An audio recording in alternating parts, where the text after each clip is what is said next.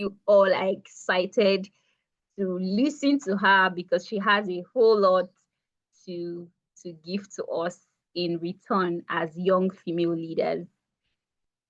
Amazing. I see your emojis. Chuma, Khadija too. Aha. Lekun, I see yours as well. Welcoming. Amazing. All right. Ma'am, the floor is yours. Please go ahead.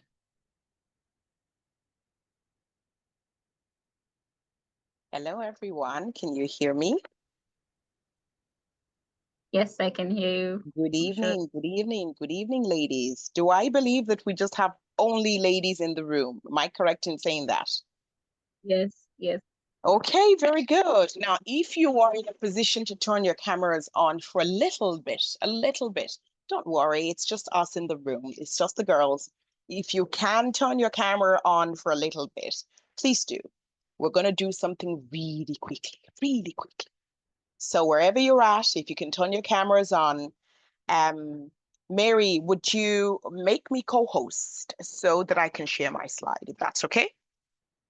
And while Mary is doing that, I want to get to see all of your beautiful faces all across Africa. I see all the pretty girls. Yes, very good. Don't worry if the light's off. I know Africa can be funny sometimes. In Nigeria, we call it NEPA. the electricity service, we call it NEPA in Nigeria. I think it's been privatized. And I know it's called different names all across Africa. So don't worry if you don't have electricity, I can still see your faces. Yes? You're in public transport right now. That's okay. Maytot, I hope I got your name right. That's okay. That's fine. I think I've just been made co-host, but I just want to be able to see your beautiful face. I'm trying to see what your setting is like for all of the people who are here. Let's see now. Okay. And Mary, I can actually only just see your face. I don't know why. I don't know why this is, but I'm seeing a few other faces and people are turning in. Khadija too, Barry, how are you? Unmute yourself. Where are you talking to us from? I'm good, ma'am. I'm talking to you from Sierra Leone. From where? Sierra Leone. Sierra Leone. How are you? I've been to your country. I've been to Sierra Leone. I came to train a group of women who were going into politics. And this was about 8 years ago. I was a baby. I was really young then. Yeah. And then I came back again. I think 6 years ago. I had come to deliver a Shiros project, and I was working with the wife of your president. And she had this project, the sanitary tower project for young girls. Yes. And I was working with her on that project as well for your country. So I was here and I saw all those posters and everything. It was lovely having you here. Yes, very good. So I was a guest of your first lady when I came back the second time. Very good. Lovely to meet you, Khadijatu. Lovely to meet you. Nina, where are you talking to us from? Chizungu. I'm talking to you from Congo, DRC. From Congo, Democratic Republic of Congo. How is the Congo currently? Tell us. How is the Congo? Things are really complicated. The security issues, war, everything. So I can say that things are really good, but we are dealing with it. Wow. How are you as a young girl? So you girls are going to indulge me because what we're about to do is bringing all of us together as young women from across different parts of Africa. Is that okay? So even the sharing is part of what we're going to be doing today. Is that all right? So you live in Congo and there are challenges currently. As a young girl, how are you managing? Tell us. Actually, things are really complicated because last time there was war in my city.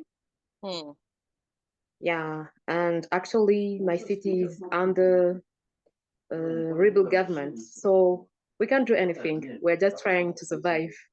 This is just what I can say. We can't do anything. Yeah. Wow. So yourself and your family live in the city. Am I correct in saying that? No, actually. Okay. Gotanso, I need you to put yourself on mute.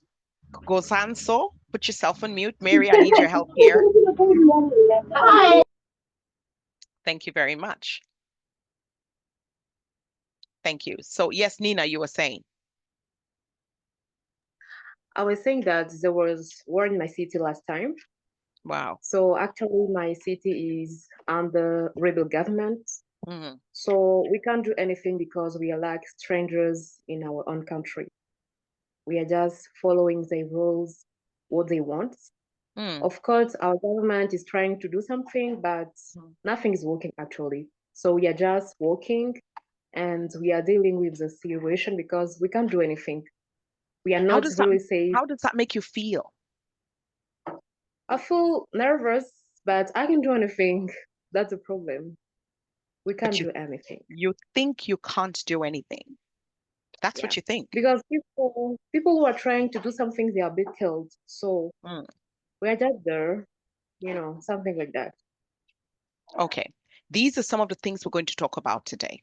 Is that okay? And I'm glad we've started off with these kinds of conversations to show you that even when you're afraid, even when it looks like nothing can be done, even when it looks like it is near impossible for you as a single person to do anything, perhaps you're the person who's got to do something.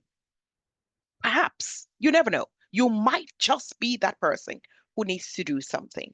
There will be fear, but fear has never gotten anyone any result.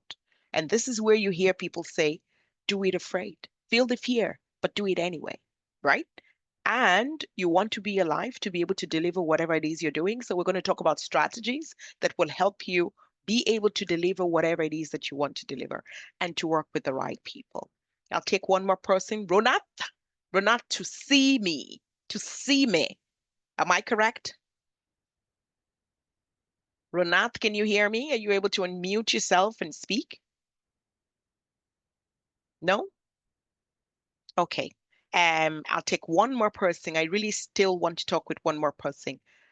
Matot Lekun. Matot, can you hear me? Yeah, I can hear you, ma'am. How are you? I love your profile picture. It is so beautiful. So beautiful. Thanks so much, ma'am. Are you in a position It's powerful.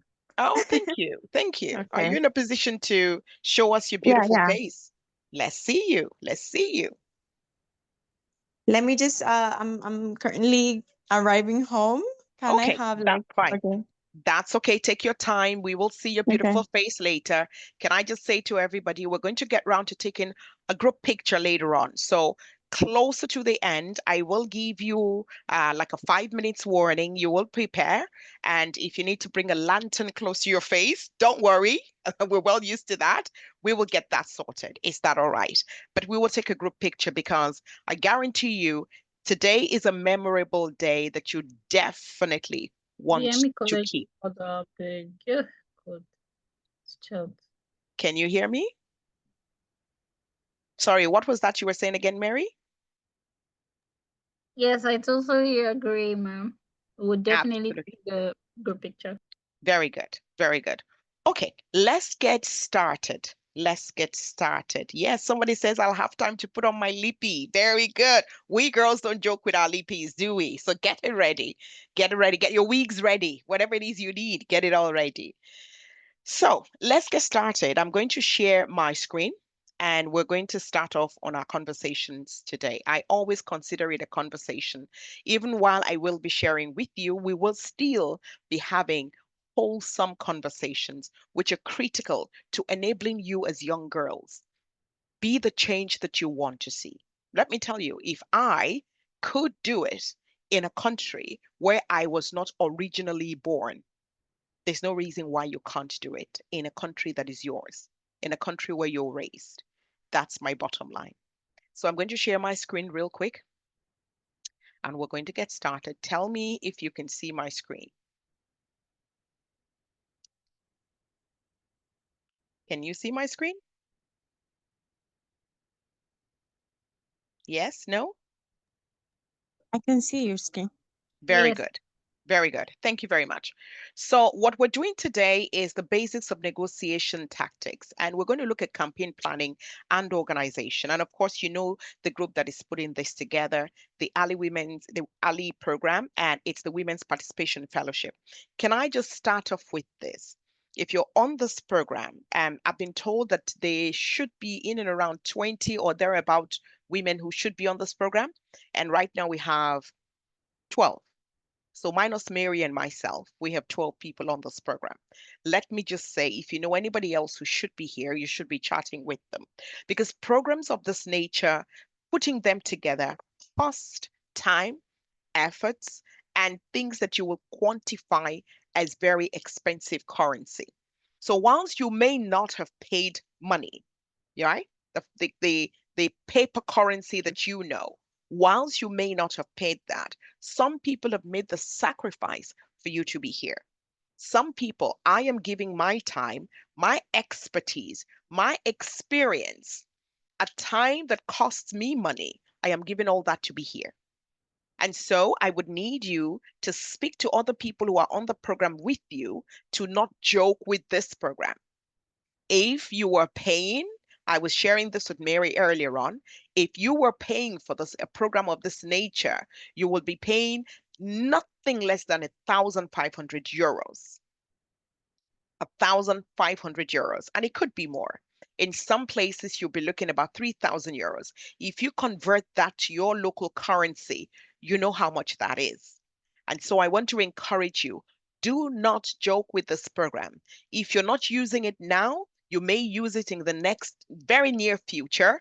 And this is something that you will not be able to joke with. So I encourage you, never miss a class again if you had missed classes before, and encourage others to not miss classes. So let's start with the first part of, I've divided this into 3 parts, right? We're going to try and fly through the various parts, and then we can have a conversation. The first part is preparing you, which is critical to the topic that we're looking at today, the basics of negotiation, and then campaign planning and organization. Preparing you basically means getting you ready for that time when you're going to step into actually getting involved in politics, being able to negotiate, being able to organize yourself for campaign, being able to get involved locally or nationally, whatever level that you want to get involved in. And to do that, I'm going to tell you a little bit about myself to give you perspective, to help you understand why Mary Ozobo, who is the founder of this organization, and Mary Ukoli, who has coordinated these training, why they find it really critical for people like myself to come and speak to you, and why they have chosen me to come and speak to you. So I'll tell you a little bit about myself, but before I do, I want you to take a look at this picture. And I want you to tell me what you see.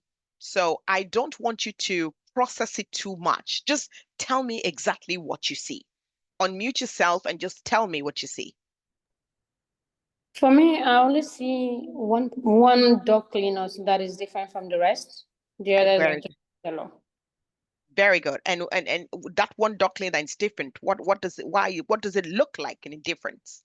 It's given me a mauve color, purple, and purple. It is the same with the others, but the color generally is purple. Very good. Anybody else? Anybody else? What do you see? If you think too much, then you'll be thinking, what am I supposed to say? I'm not asking you. Yes, Matot. So I'm seeing like in a world full of, like in a full of crowds, like where peoples are similar, but then there's this one person, that purple doll, like shining. So yeah. Very good. Yeah. How do you say your name? Matot? Yeah, Matot. Okay, very Yeah. good. Jacinta, Okay. what do you see? I simply see violet or purple in the midst of yellow. Okay, as good. simple as that. Okay, thank you. Ronath, what do you see?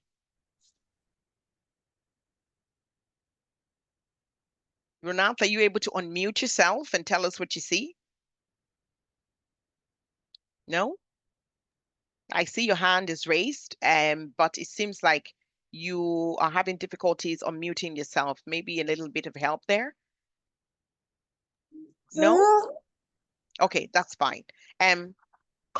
Confiance, did you want to say something? What do you see? Yeah, personally, I see a crowd of people who are reluctant in one identity, and there is this one identity that is rising with the power of femininity and discovering who their purposes are in a crowd. Okay, we've got somebody analyzing for us straight away. Ooh, wow, okay. That's great. Thank you all so much. You can mute yourselves back again. Thank you all very much for sharing brilliantly. I am, however, surprised that nobody said they saw the words, the big picture. That's there. Nobody saw it. Everyone's focused on the same thing. Everyone's looking at the purple duck. Everyone's looking at the yellow ducks. Everyone's analyzing the ducks, but nobody saw the words. The big picture. That's right there in front of you, but you didn't see it. And that's what we're starting off with today. What's right in front of you? What is very obvious that you're missing? What's that power that you already have that you don't realize that you have it, but you're looking around for the power? What's that expertise that already lies within you? And Mary, can you help me put Ronald's hands down? What's that expertise that already lies within you that you don't realize that you need to use it, but you're not using it? If you want to work with people in politics, or you want to be the change that you wish to see in your different areas, the first place you start is with yourself. You cannot give what you don't have. You have to start with yourself. And starting with yourself means that you have to look within and see a picture first of you. You are right there. You are that purple dog that is in the midst of so many. And like I was sharing earlier on, I'm trying to remember the young lady that I was sharing this with, and saying it, the lady from Congo, and saying, why are you not the person to bring the change? As scary as it may seem, as fearful as people may seem, why are you not the one? Why don't you think you're the one who's going to bring the change? You are right there in the middle of many, and you can be outstanding. You can be like this purple dog that sees a bigger picture and sees beyond their challenge. Right. So let me tell you a little story and then tell you what you already have that you should be celebrating. That should mean a lot to you. This picture is of this little girl. That's me when I was a little girl. I'll tell you a little bit about my story. I grew up originally in Nigeria. I live now in the Republic of Ireland in Europe. I've lived in Ireland now for 25 years. I grew up in Nigeria. I grew up in a really large family. My father had 7 wives and 27 children. He was very busy. And I am number 16 in the line of children, number 16. Of 27 children, I'm number 16. And my mother, who was the last wife, that means she was the 7th wife, had only girls, no boy. So you can imagine the challenge. In Africa, when you don't have a boy, you know what it is like. Most African countries, you're made to feel like you're useless. You're made to feel like your children are nobodies because there's no boy there. So I grew up in a really large family where my mother had only 6 girls, biological daughters. And when the wife before her left my dad, she left behind 4 daughters. So my mother raised them, which means my mother raised 10 girls. And people who did not know that only 6 were hers biologically used to call her mama girls. And one of the difficulties that I encountered as a young girl was the fact that my father's family did not believe that my mother's girls will ever amount to anything. So I remember one day, I was 13 years old. My father was the head of the clan, you'd call it the clan. And the family would come and hold family meetings in my father's house. So he had this big compound where the meetings will hold. And they would come to my father's house for the meetings. And on one of such occasions, my uncles and aunties went upstairs to my mom and were pointing fingers at her and saying, see, you You only have boys, no girls. These girls of yours are going to amount to nothing. These girls are going to end up on the streets of Lagos. Lagos at the time was the capital of Nigeria before Abuja became capital. These girls are going to end up on the streets selling their bodies as prostitutes. So my father's family made a proclamation that myself and my 9 other sisters were going to end up on the streets of Lagos selling our bodies as prostitutes. You can imagine how hurt I was on the day. My mother didn't know that I heard when they were talking to her. I was only 13 years old. And I remember at about 2:30 a.m., thereabout, I got up from the bed to go and pee, and my mother was still crying. And I went up to my mother in the middle of the night and I said, "Why are you crying?" And she said, "You didn't hear what your father's family said." I said, "Actually, I did." That night, I made a promise to myself and to my mother. 2 promises I made. One was to my mother and the other was to myself. I was just a 13-year-old girl who didn't know what she was saying. All I wanted to do was stop my mother from crying. And so I said to my mom, "Mom, wipe your tears. My sisters and I are going to work so hard and make you so proud that those uncles will wish their boys were girls. We're going to make you so proud that those boys of theirs will wish they were your daughters." And today, the rest is history. Today, my mother is the proud mother of the first Black woman ever to be elected in the history of Irish politics in Ireland, a country where I was not born. The second promise that I made was to myself. I made myself a promise as a 13-year-old girl that I was going to work hard and that if I ever became somebody, if I ever managed to achieve something in my life, everything I learned along the journey, I was going to share with whoever cared to listen, that I was going to pour of myself out to everyone who cared to listen, and that I was going to become an encounter. I was going to become an encounter, and anyone who meets me must leave me feeling better than when they first met me. And today, that's what I've become. So, did I know who I was going to become? No. But I knew who I was not going to become. I knew I was not going to end up on the streets of Lagos selling my body. And so, what is your backstory? What's your story right now? What's your experience as a young girl in your country? What are you going through as a young woman, where circumstances are stacked against you and it looks like it would never be possible to become somebody? I am telling you right now, determination is such a powerful force that it can move you to move mountains. So I'm saying to you today that if you intentionally start to rewrite your story with a focus to be that change you want to see, things will start to shift, because the change starts here. The change starts from your mind, where you start to shift things from your mind. Can I say to you, ladies, if you're here today and you don't have a pen and paper, I'm going to be very honest with you, you're here to waste your time. So wherever you're at, I need you to get a pen, and not just a piece of paper, but a notepad. Anything you hear that resonates with you, I need you to write it down in your own words, because it may not be useful to you today, but in a few years, it will be the best thing that you've ever read.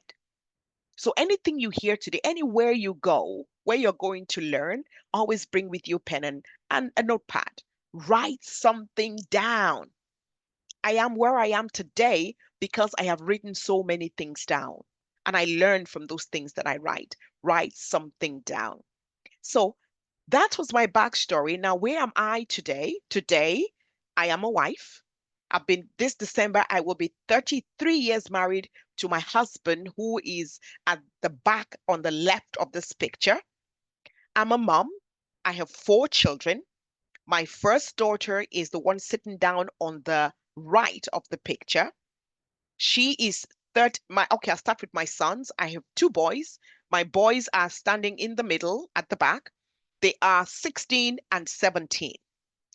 I have 2 girls. The 2 girls I'm the one sitting in the middle. My 2 girls are sitting to my left and to my right. And the girl to my left is 24 years old. She's a financial analyst. She works with a top financial company here in the Republic of Ireland. My first daughter is on my left, but on my right, as I look at the picture, she's the one carrying the little boy on her leg. That's her first son. So I have 3 grandkids, and they call me Grandma. And my daughter is 32 years old. She has 3 children. She lives in Canada with her husband. Her husband is the man standing right behind her. And here is the reason I'm sharing this story. Think about a little girl who was told that she would never amount to nothing. And today she has this family. I want you to picture your future and think about what you would love to see. And then the question is, how would you get there? These are my 3 grandkids. They are Asha, Alisa, and Amari. And like I said to you, a few years ago, I made a promise to myself that I will become an encounter, and whoever meets me is going to leave me feeling better than when they first met me. Today, my friends call me Energy in Motion. That's my nickname. I am an encounter, and when they say what you do, I say I build people. 7 years ago, nearly 7 years ago, I ran in the Irish local elections for the first time. And I ran in my municipal district called Navan, running in a council called Meath County Council. There were, in the elections, there were 18 candidates. I ran against 17 other candidates, and we were all running for 7 seats. So 18 people running for 7 seats. And I was not born here in Ireland. I don't have roots here. I don't have family roots here. All of the people who contested were all people who had their families here, who had their base here, who were raised here, who went to school here. I was the odd one out. I was the only migrant who ran in that election in my municipal district. I was the only Black person who ran in that election, and everybody thought I was crazy. But I ran the election anyway. Was I afraid? Of course, absolutely petrified. But I did it anyway. And I did it because there were many things that were happening in Ireland at the time that became very scary. There were people who we call far rights who were beginning to perpetrate the gospel of racism. And somebody needed to stand up against them. But there was no way we could stand up without power. And power came from political engagement, political involvement, by being in the room where decisions are made about us. And I decided it was enough of having things done for us without us in the room. It's like that saying when they say nothing about us without us. And so I decided to be the scapegoat, and I stepped forward to run in the election. And as God will have it, after so much hard work, I won and made history that year in 2019 to become the first Black woman ever to be elected in the history of Irish politics. Why am I sharing this story? If I could do it in a country that's not mine, there's no reason why you can't do something so daring in your country. So today, a little about myself. I'm a high impact global keynote speaker. I'm a trainer. I mentor people. I run a mentorship program called the YAML program, the Yemi Adenuga Mentorship and Leadership Program. That program has mentored over 22,000 people over 27 years in different parts of the world. And we take on mentees every year on the program for different aspects of the mentorship program. I run 2 businesses. One is a training institute called the MIB Institute of People Development, where we deliver training for corporate organizations, the likes of Google, PayPal, you name them, LinkedIn. We deliver training to their people. We are focused on people development, enabling them to build their people, happier worker, better productivity. I run a perfume oil business because I can't wear on-the-shelf perfume, so I make my own perfumes. And when people started to ask, what are you wearing? I knew there was a need, and I started to curate perfumes. And now I make them specially for occasions, for birthdays, for weddings, for anniversaries, for any celebration whatsoever. We curate bottles specially for people who want their names and a message on a bottle or a box. I'm the founder of Shiro's Global, as Mary had shared to you earlier on. Shiro's Global is a social enterprise that is centered around building women and young people to be more, and we celebrate them when they dare to be more. We've several projects on Sheroes. We have the Sheroes Conference and Awards, which runs every year. This year, the awards will be 10 years. We have the Sheroes Boys to Men project, which is focused on raising our boys to be good men. And we ask men in communities to stand up and become role models for our boys, because these are the boys who are going to marry our girls. And we've got to raise them right, to have respect for our girls. We teach our girls to be strong women, to be good in the kitchen, to be good in the bedroom, but we do not teach the men to respect our girls. So this Boys to Men project is focused on raising the boys to be responsible men who eventually might be the boys who will marry our daughters. We also have the Sheroes and the Black Irish Sisters Network, which is a network that has grown incredibly here in the Republic of Ireland. We ran our first conference last Saturday. It's called Audacity. The conference was centered around giving Black people in Ireland a voice to feel a sense of belonging. We were given a room by university who came up to become our partners. That room sits 330. We ended up with over 500 people at the conference that day. So we had to try and manage a bit of traffic, but it was phenomenal. Never before seen in the Republic of Ireland. It was incredible. That's the kind of thing you do audaciously, where you build courage to step forward and do what is undoable, what people say is undoable. I'm on several boards here in Ireland. I'm chair of the board of a primary school. I'm on the board of a secondary school. I'm on the board of Meath Enterprise, which is the enterprise body that runs businesses in my county. I'm on 7 different boards. And I'm not going to go into all of the details, but why am I sharing all this with you? I'm saying to you that I didn't just win an election, but I am a critical part of my community. I'm a critical individual, highly respected and highly sought after in my county, in a country that I was not born in. I will keep repeating that to you so that it sinks in. You are in your country.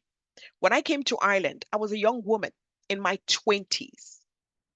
In my 20s, today I'm 54. Not today, but I am 54 now. And the things I've been able to do over the last couple of years, I've done them afraid. So let's talk about you. If I could scale the hurdles that I was faced with and I got here, what are you facing now and how can you get where you want to go? So I will share with you some of the strategies that I learned to help me scale. And I will start with what you already have that you probably don't know. And that's why I started you off with that picture of the duck, that purple duck in the middle of the yellow ducks. There are many people that you're surrounded by as well. But can you dare to be yourself in the midst of all of the different people? You see the sheep here. There are 3 white sheep and there's 1 pink sheep. Can you be the real you wherever you go? So let's see what you have. You already have the real you. The real you simply means that for whatever it is that you do, you will remain yourself in any circumstance, whatever the issue may be. So let's look at you, the real you, your past. I told you my past, my backstory, where I came from. These things are really critical because they shape who I was and helped me to decide who I wanted to be. Who are you now? What would you change about that? Who do you want to be? You cannot go negotiating. You cannot go setting up a campaign. You cannot show an interest in politics if you do not know who you are. What are you politicking then? You've got to first determine the kind of politician you want to be, the kind of female politician you want to be. They are politicians and they are politicians, but women politic differently. And so what kind of female politician do you want to be? What do you already have? What does your backstory have to do with the future you want to deliver? I'll give you an example. Whatever I do in politics in Ireland, with everything I've achieved, I constantly fight for the minority. I fight for the marginalized because that is my backstory. No matter what I achieve, it has become a part of whatever I do, that I must look out for those who do not have a voice. Anytime I enter a room, I'm scanning the room and I'm asking, who is not in this room? Or who is in this room and feels like they don't have a voice? I've made that my life's mission. Why? Because I know where I come from and I know what that did to me when I was told that I was going to become somebody that I never wanted to be. There are many people who have been told they would never be something and they've worked hard to become somebody. So what's your backstory? Your backstory has a lot to do with who you're going to become. Some people's stories are sad, some are not as sad. But the question is not the story. The question is, what are you going to do with that story? How are you going to rewrite that story such that it prepares you to be relevant? How are you going to make your story important for people to listen and take a learning and be interested in you enough to want to put you forward? It's not hard work that matters. It is smart work that pays. You can work as hard as you want, but the truth is, if you're not strategic in how you position yourself and how you're visible and how you sell your story to be relevant enough for people to want to be with you and work with you, you will be working hard for a long time and nothing will shift. So what I'm saying to you today is you've got to learn to use your story to make yourself very relevant. Don't just tell your story like somebody who is telling a story from a storybook. No, you must align certain lessons to each of your stories. See the way I told you who I was from when I was in Nigeria as a young girl till now. And I have dropped a few nuggets. That's why I said get a pen and a writing notepad. Those lessons in there are powerful. One of the key lessons I have learned from being a young girl growing to become a woman is that nobody has the key to your life unless you give it to them. Nobody has the key to your life unless you hand it to them. And so you must learn to use that key to turn the knob properly to open the door, the right doors for you, which is what I have done with my life story. Every time I tell my story, I'm telling it with a goal to be able to make a difference and influence people. That's my past. And I've used that story to craft my future. So much so that when people listen to me, because they know the story, then they understand the glory. Then they see the relevance of why being the first Black woman ever to be elected in the history of Irish politics is a big deal. Because here was a young 13-year-old girl who was told she would be a nobody, and now she is Ireland's pride and joy.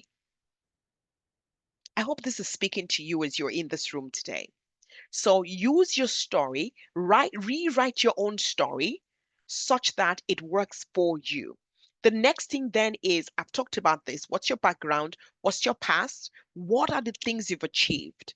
What are the mistakes you've made? People say, oh, mistakes will destroy you. I don't agree. Mistakes actually prepare you. The things that you've made mistakes in are lessons in how not to do things the next time. So what are some mistakes that you've made that you regret today? There may be some of you who are sitting in this room who have been pregnant as teenagers. And some people may have been holding that over your head and say, you are no good, you are nobody because you were pregnant as a teenager. And they never knew the story that circumstances put you in that situation. Well, you've got to own that story. That's the first step. Own the story. The fact is, you have a child. The fact is, you're a mother. The fact is, something happened and you got pregnant as a young woman, as a young girl. Own that story. Now, if you don't craft it well, somebody will craft it for you and tell a story that you don't like. So you've got to be the one crafting your story and telling people what you want them to hear about what happened to you.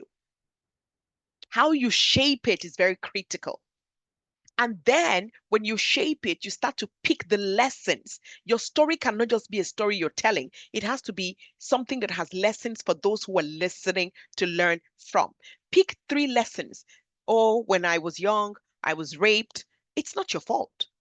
If you're one of those women sitting in this room, I'm telling you today, it is not your fault. Some people would say, oh, it's the way you were dressed. For God's sake, they should be ashamed of themselves. Whatever may have happened to you in your past, if it was a mistake, it's a lesson in how not to do things the next time. So you own that story, first step, and then you write it in a way that you can take lessons from it. And you write lesson 1, lesson 2, lesson 3, a minimum of 3 lessons that must come out of your story. If you're going to be a politician, if you're going to be standing out in public, people will tell your story to diminish you. Trust me, they will. So before you go and stand out there, you must know how to tell your own story such that you're telling it before they even start. No matter how they spin it, you have told the story already. There's nowhere for them to take the story anymore. They will want to make you feel small because you failed your exams in secondary school. Wrap your story around the challenges that made you fail your exam. Talk about a government that has failed you as a young girl. Wrap your story around lessons that are there for the people who are listening. And that way, no matter what people spin, you are the one telling it as it is. Nobody can make you look stupid because you've told it already. Am I speaking to somebody in the room today? So it is critical for you to own your story, acknowledge your past. If you're going to be in the public eye, if you're going to get involved in your community, you have to learn to own your story. This is a very critical part of who you're going to become. Now, when you are preparing yourself for relevance, you have to define who you are. Who are you?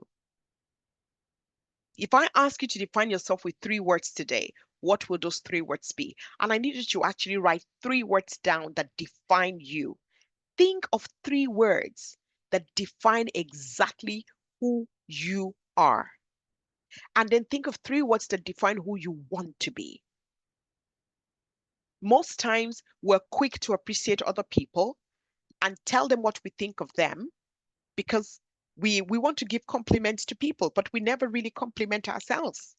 Some people will tell you, don't be too proud. Why are you talking about yourself? Please don't listen to that kind of nonsense anymore. There's a thin line between pride and arrogance. There's a thin line between confidence and arrogance. Confidence is always kind. So no matter what you're doing, if you want to be confident, note that you must always accompany it with kindness. Arrogance is mean. Arrogance looks down on people through their noses. So if you are portraying yourself as somebody who knows what they're doing and is confident in what they're doing, make sure you're adding kindness to that mixture. So who are you? 3 words. Then, why do you want to do what you're doing? What are your values that will guide what you're doing? And how do you build resilience to make sure that you're strong enough to stand the test of time? And then how do you take opportunities? Let's take a quick look at that. Let's define you. So these are ways you can define who you are. First, what do people see? This is the impression you give people. And this is why a lot of our politicians fall flat in the way they deliver their work.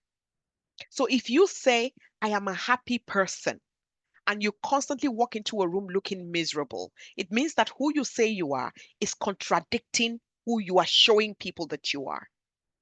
You cannot say, I'm a very happy, bubbly person, and every time you enter a room, you look like somebody just died.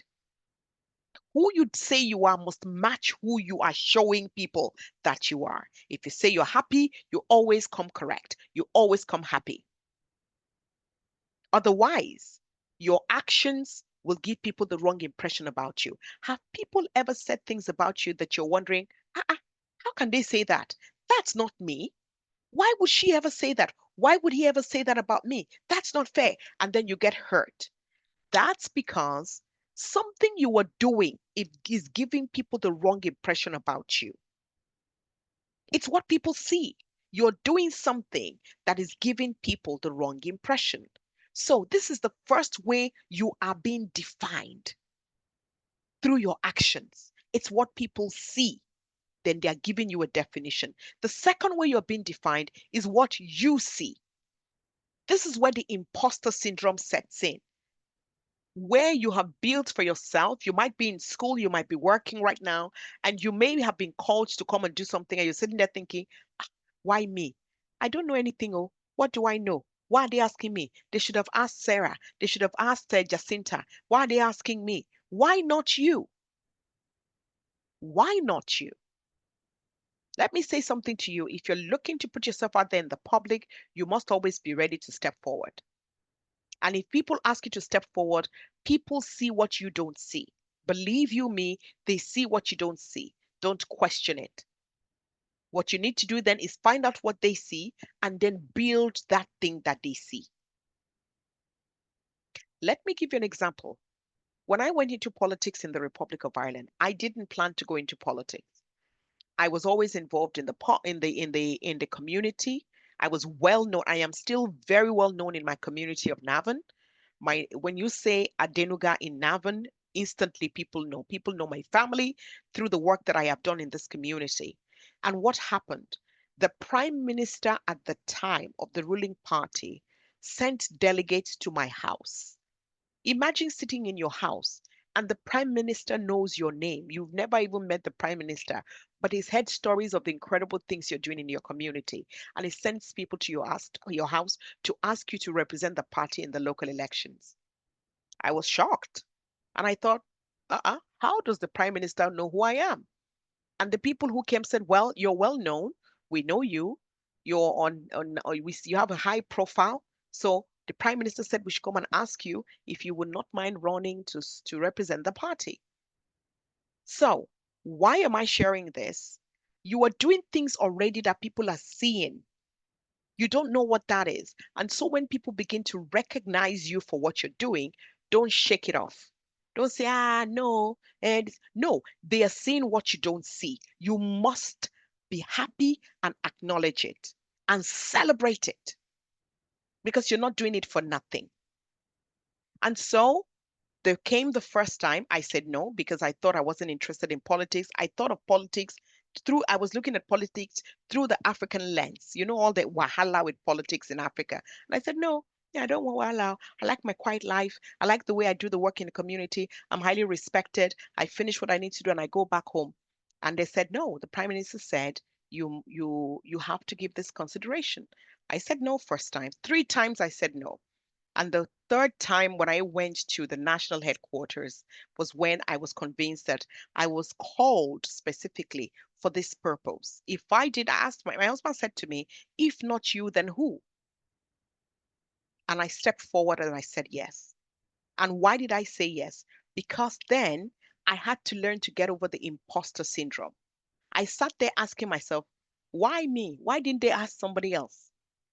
But they saw that person and they didn't go to that person. They came to me. So when you are seen and you are asked, it means that you bring a value. You may not see that value immediately because you may be feeling that imposter syndrome. But I'm telling you, if somebody tells you it is there, it is there. Embrace it. So that's a way you have to cross that hurdle of seeing yourself as a nobody or somebody who is less than. And then the third way to define yourself, which is the key way you should be defining yourself, is what you want people to see and what you want to see. How do you do that then? You take that person that you want people to see. So remember what I said at the beginning, that if you say you're happy and then you arrive in a room always miserable, you need to change that and always come happy. And then you marry that, what you say you are, you marry it with your action. If you say you're intelligent, you must always speak intelligently. If you don't know what to say, shut up. Don't open your mouth so that you don't say nonsense. You don't need to speak everywhere. I have developed a brain that is so smart. When I enter a room and people are speaking, if I do not know anything about it, I am smart enough to be quiet. And if they turn to me and say, Councillor Yemi, what do you think? I say to them, with all intents and purposes, I go, oh, wow, that's a very incredible topic. Do you know what I'm learning today? Please carry on. I'm learning a thing or two. That is a smart way to tell them, please go on. I have no intention of speaking, but I actually don't know what to say. But they don't know that, do they? They don't know that. And then they're going, wow, my God, she's so intelligent. If only they knew that I didn't even know what to say. So you don't have to speak every time you're in a place where conversations are going on. You could just be a learner. You could be sponging up. But you can do this, you can build that craft when you have brought yourself to a place where you are confident enough to say, this is who I am. And that's what I'm sharing with you today. You cannot negotiate with a person who knows who they are if you don't know who you are. And so we're crossing that first hurdle for you to be in a place where you can completely campaign for somebody you trust, that's yourself, and somebody who you know can negotiate appropriately. It will make no sense if we're jumping into negotiation without first defining the person who is going to the negotiations. The second thing then, which is critical, is why? What is your big why? Why are you sitting in this room today? Why are you interested in politics? Why do you want to try and bring about a change in your country or in your community or in your school or in your church or in your group? Why do you want things to be better? So you have to think about why you're doing what you want to do or what you're doing. Why did I step into politics? I finally said yes, and I stepped into politics because I knew that whoever is going to lead the Black community in Ireland must be somebody who is incredibly brilliant and smart. And then I said to myself, if I'm not doing it, who's going to do it? Not that others are not smart, but I knew I was an incredibly intelligent woman. That's one. Number two, if I'm not part of the solution, then I'm part of the problem. I didn't want to be the problem. If I'm constantly complaining that decisions are being made in power rooms without us, then how should we be sitting in that room if we're not stepping into politics, the places where decisions are made? That's why I said, so I am clear in my why I said yes. And the major reason why I said yes to politics is because it was a platform. I saw it as a platform to do more of what I was already doing in my community, but this time with more power. And I said yes to it. I took a risk. Did I know I was going to win? No, but I knew I was going to give them hell. And that's what we did. We fought hard and we won. So you must be clear why you're doing what you're doing. Why is this important? Because the days when you're tired, the days when you're weary, the days when it feels like you want to give up, if you remember why you are doing it, it will give you energy and you get back up again. Your why must be as clear as day. It must be as clear as your name. The way you know your name in your sleep is the very way you must know your why. If you don't know it, please find it and write it down. Put it on a sticker. Put it in front of your mirror. See it every day. Be reminded why you're doing what you're doing. Very critical. And then let's talk about your values. So I'm going to ask a question that I love asking. Use your emojis. How many people have values? If you have value, please raise your emoji hand. If you have value, please raise your hand. I'm going to stop sharing for a moment because I need to see people use their hands. Very good. Very good. Very good. I'm still waiting to see more hands. Very good. Brilliant. Literally everyone. I expect to see every hand. Okay. Okay. A number of people. So here is another question for you. How many of you, thank you, you can put your hands down. Put your hands down. How many of you wake up every day, and when you're stepping out of the house, you're saying, today, I'm going to be guided by this value and this value and this value? How many people do that every day? Do we see the difference? So here is the thing, right? Yes, thank you, Confiance. You say sometimes, not every day, to be honest. Thank you very much. I do, but sometimes. That's true. I'm reading your messages. Fantastic. Thank you for being honest. Not every day. Absolutely. I feel like that's the real struggle. That, Khadijat, is the actual problem. So let me share this with you. If you have something that is designed for a purpose, for example, you have a bag of tea and you want to drink tea, but then you just have hot water and you always forget to put the tea in it. You're not drinking tea. You're simply drinking hot water. It's as simple as that. You are not drinking tea. You're simply drinking hot water. And it's okay to drink hot water. That's okay. But don't say I'm drinking tea. if you're drinking hot water. It's the same thing. If you say you have values, but you're not activating them on a daily basis, this is where consistency is important, then your values don't matter. They don't mean anything. Values are not for putting on the wall. You write them. My values are, and then they're sitting on the wall and they're nice and pretty. No, values should be your guiding light. They are the lights that guide your path on a daily basis. On a daily basis. And so, if you are going to be an influence in your community, especially in politics, if you do not have values, I can tell you for nothing that you're going to be a horrible politician. I can tell you for nothing that you will be one of those politicians in Africa who literally have destroyed Africa. So, values, you find that a lot of our politicians in Africa do what they're doing and get away with it because they have no values. They don't need to answer to nothing.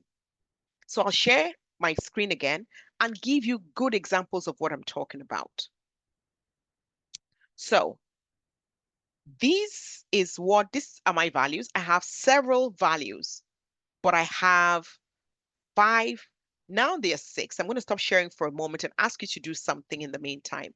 Can I ask you all, wherever you are, to please take your pen and paper and write down your values, your core values? What are 5 core values that you have? Write them down real quick. I want to believe that you have pen and paper wherever you are, pen and a notepad. Write them down. I hope you're writing, because we're going to talk about them in a little bit. I need you to write them down. Your 5 core values, whether they are 5, whether they're 6 core values. So you may have several values, but what are your core values? Okay, so I want to believe you have those written down. I will go back to my slide and then we would talk about your values in a little bit. So these are what I call my core values. I have several values, but these are my core values. So values are like a guide in your path. They're like the golden rule. Yeah, they guide your way, they guide how you make decisions. And I will give you examples so that you understand why they're very critical for you as somebody who is going to be in leadership.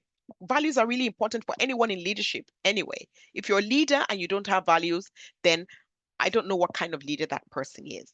So I call my value, I have an acronym for my values. I call them Cllr.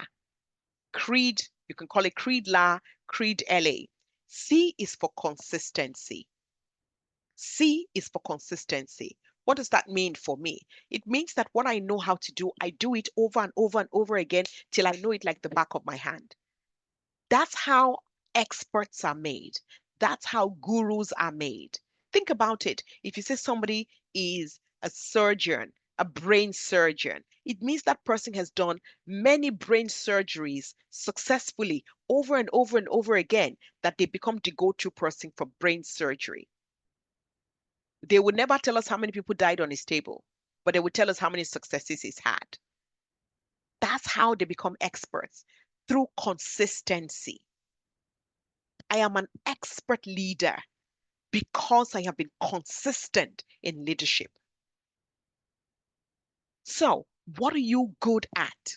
And how consistent are you with what you're good at? That's going to help you when you go into politics, because that's what you become known for. Even as a leader, as a politician, you have to be known for something that makes you stand out.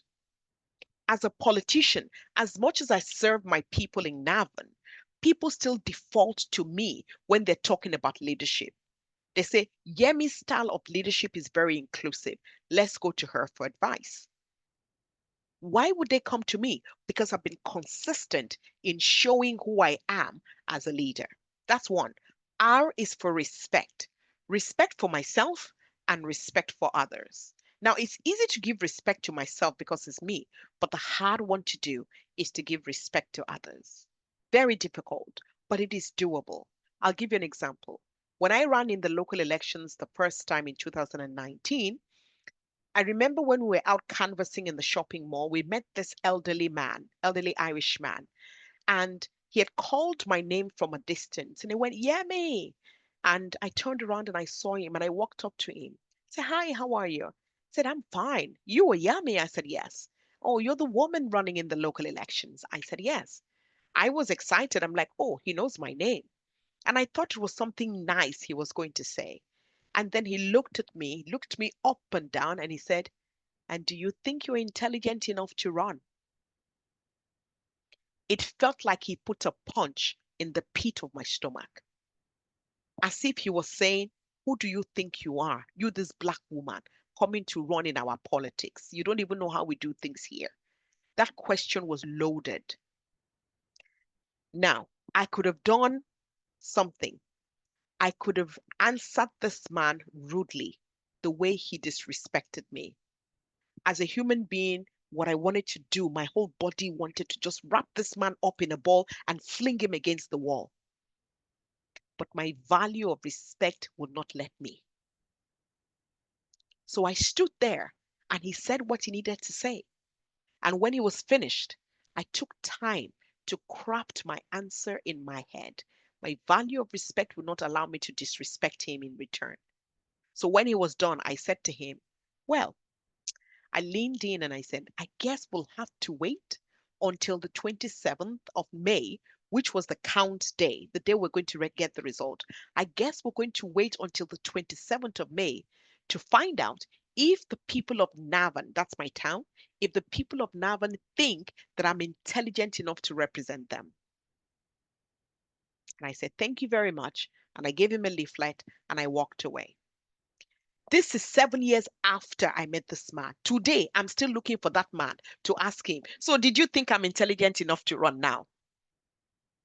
I did not just win the election the first term. My first term, which is 5 years, ended last year. I ran again in the elections, this time with more people, and I still won my seat again. So I have been elected twice in a country that is not mine. So why am I sharing this with you? My values have helped me to create a personality that people have such a huge level of respect for, because it has helped me remain consistent. People know me as somebody who is very consistent. People know me as somebody who gives a lot of respect. The third value is integrity. For me, I always say what I sell is my name. Anything that would damage my name, I don't touch it. And I think this is a value that every good intentioned politician must have. Our politicians in Africa don't have this value. They don't have the value of integrity. They will kill their mothers for a piece of the action because that value means nothing to them. And so as young women, I think it's critical for you to think of this value as a key part of who you want to become in politics or in your community, somebody who makes a difference. D is for do unto others as you'll have them do unto you. What I don't want people to do to me, I would never to do to them. L is for love. Love first for myself. You cannot love others if you don't love yourself. And you cannot expect others to love you if you don't love yourself. So does it mean that I'm perfect? No.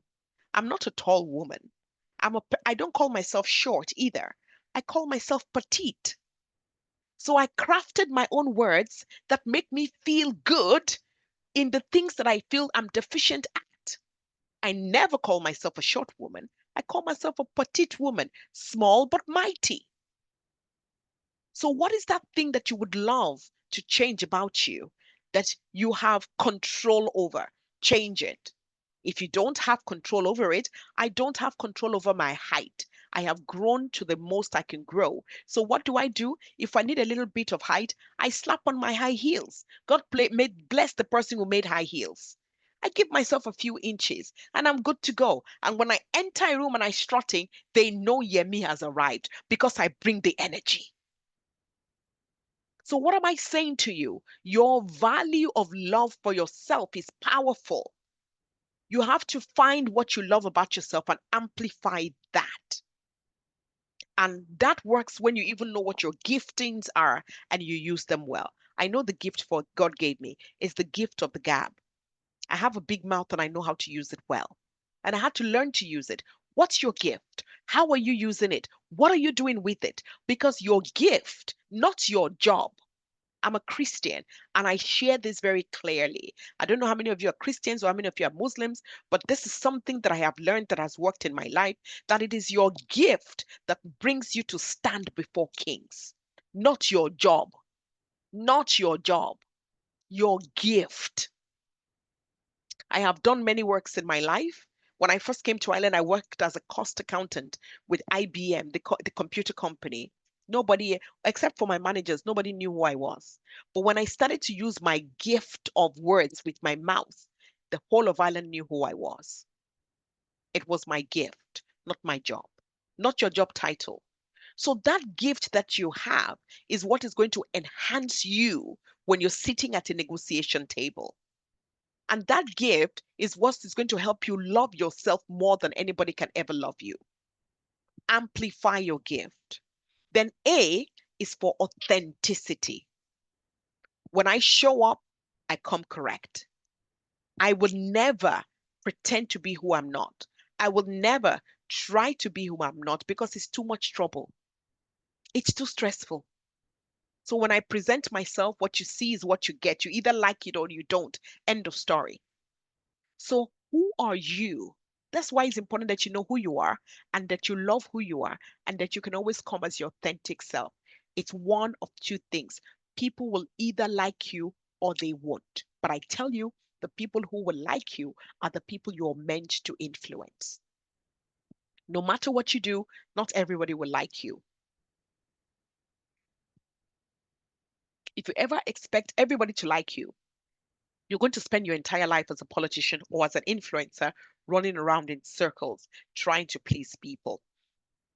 So the next thing then you're looking at is your resilience. How solid are you? I want you to look at this. Resilience is what I call the bounce back ability. When things happen and they don't go your way and you're stressed and you're tired, you can still come out of it. I cannot begin to tell you how many things I've had to pull myself out of many a times. We are Black people. We are born resilient. Our struggles are real. Our challenges are real. And our parents and their parents before them and their forefathers before them were born resilient because the struggles in Africa are real. So we're born to bounce back.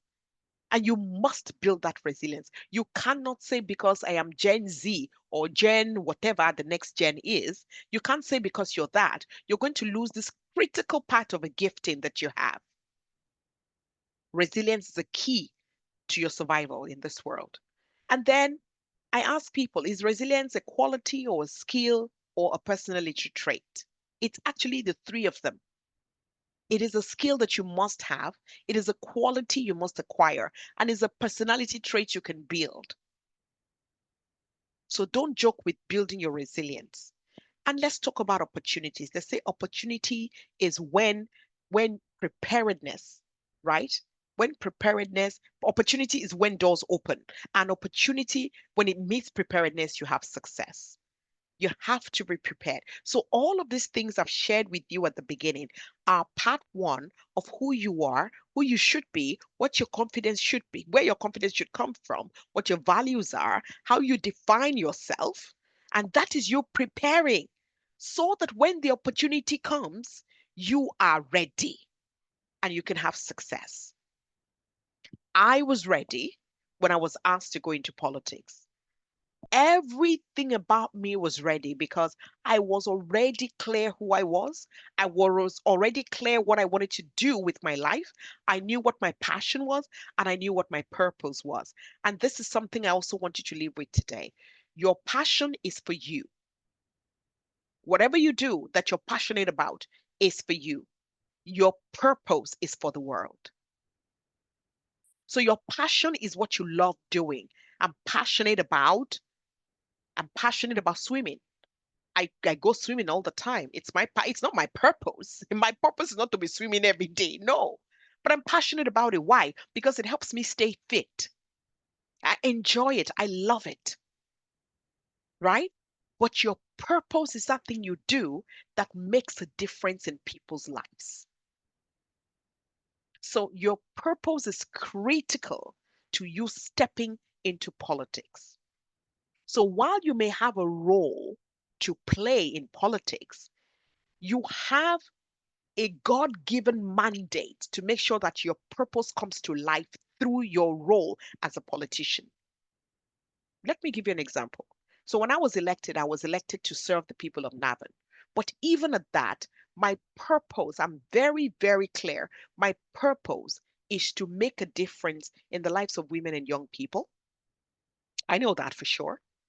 And an added purpose for me is to influence how minorities are treated in this country. And whilst my role is within a certain municipal district, I use politics as a tool to enhance my purpose. So every time I get a chance to speak with a minister, I throw in my purpose. Every time I get the chance to speak with a senator, I throw in my purpose. 2 days ago, I brought a group of young people and women from an ethnic minority background to the parliament, which is like your Aso Rock in Nigeria or your government house, wherever you are. I brought them there to see how government is run in Ireland. One of the biggest things they've ever done in their lives. Because for me, that's a purpose. And I was fulfilling that purpose using my role as a background to do it. I hope that makes sense to you all. You must fulfill your purpose using the platform that you have. Now, let's quickly fly into part 2 because I'm mindful of the time and I want us to have conversation. This is when you are ready and now you're ready to go into negotiation. You know who you are. You know what you want to do. You know what your values are. Your values are going to guide you. So what's negotiation? It's that thing you do when you want to have an agreement with somebody else. So you cannot be negotiating with yourself. You need somebody else, right? It's a dialogue between two people within a party, within a faction, for them to be able to come to some kind of mutual agreement. You reach a common ground. And then in having a negotiation, you have to be able to give and take.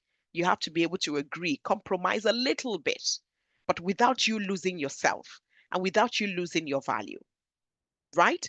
And one of the critical things about negotiation that people don't realize is to know when to step aside. Sometimes when you're negotiating, you may not be the person to close the negotiation. You may need somebody else to close the negotiation. You can start it, but you may need somebody else to close it. And that's why we will get to that in a minute. It is critical for you to know the people you're surrounded with who have different expertise, right? So there's a process to negotiation. The first thing is you have to prepare. Part of the preparation then is you knowing who you are and then knowing the people that you're surrounded by. And then you go into discussions with the people. You know who you want to negotiate with. You go into discussions. You come with an open mind. You are ready to bargain, but you must come prepared, right? You start to bargain. I give you this in exchange for this. No, let's have this. This doesn't work, right? And when you have gone back and forth, you can now come to a proposal. After all we have said so far, this is what we are saying we're going to do. And everybody agrees. And then you have a final agreement. So remember what I said about first knowing you as a person? Whenever you're negotiating, all your skills, your character, your personality, your experience, your expertise, all of these things are very critical in negotiation. So you don't just go in negotiating and say, now I'm a politician, so I'm going to negotiate as a politician. Then you're like any other mediocre who is a politician. When you go in to negotiate, you have to bring the thing that makes you different.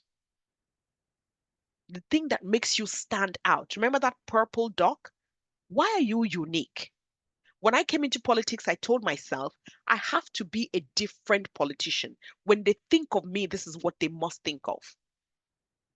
So I'm the kind of politician who has crafted a way to go around situations that people believe is impossible. I build relationships. I nurture them. I work with empathy, very, very critical emotional intelligence. I work with those things to get the results for what I need. So where my colleagues are going in saying, oh, no, that's not doable, I always come out with a yes. And they always wonder, how? Because I dare to be different. Because I've crafted my way of negotiating. Because I have decided that I would be very emotionally intelligent when I engage with people. I have not met a person that you would tell that they are very fine, you're so pretty, you're so fine, that they will slap you in return. Never. I haven't met the person yet. So because I know human beings like to be amplified, they like to be complimented, they like their egos rubbed, they have like to be told that they're doing well. I always find the good in people. And when I amplify them, they give me what I want in return. That's the power of negotiation that a lot of people don't have. And that's why you have to know who you are first before you can think about negotiating. What's your skill, your gifting that you have? You must bring it to the table. I'll give you an example. So, way back in 1994, Nelson Mandela negotiated with the apartheid regime, balancing justice with peace. You know, let's have a little conversation about this. I know that way back then, people were saying, well, how can Mandela be negotiating? How can he go and be shaking the hand of, Cllr de Klerk? What kind of nonsense is that? But you see, the truth is, Mandela played a critical role in negotiating with the apartheid regime during that early 1990s. And it culminated into the history of 1994 democratic elections. People don't see that when Mandela became South Africa's first president after leading negotiations with the apartheid regime, it began in something that began in the early 1980s, right? Those negotiations were not merely a transfer of political power. They involved very delicate balancing act between demands for justice from the oppressed majority, and it needed to avoid violence and civil conflict. This was a man who was smart and he knew what he was looking for. He didn't want an unrest. So Mandela and the African National Congress, the ANC, what they did, they had to work with the then President de Klerk and other national party leaders to dismantle institutionalized racial segregation. That was obvious, that was there. But how could they work around it? They had to negotiate. You give a little to get a little. So what Mandela did was to emphasize reconciliation and nation building. And he pushed for the establishment of a democratic government while he was resisting calls for retribution. Some people were saying, let's have retribution, let's have retribution. But the fact is, if he did that, there will be no reconciliation. So his leadership helped to create the Truth and Reconciliation Commission, the TRC. Most of you from South Africa will know that. And it was armed to uncover past human rights abuses. That made history. And it did that without pursuing widespread persecutions.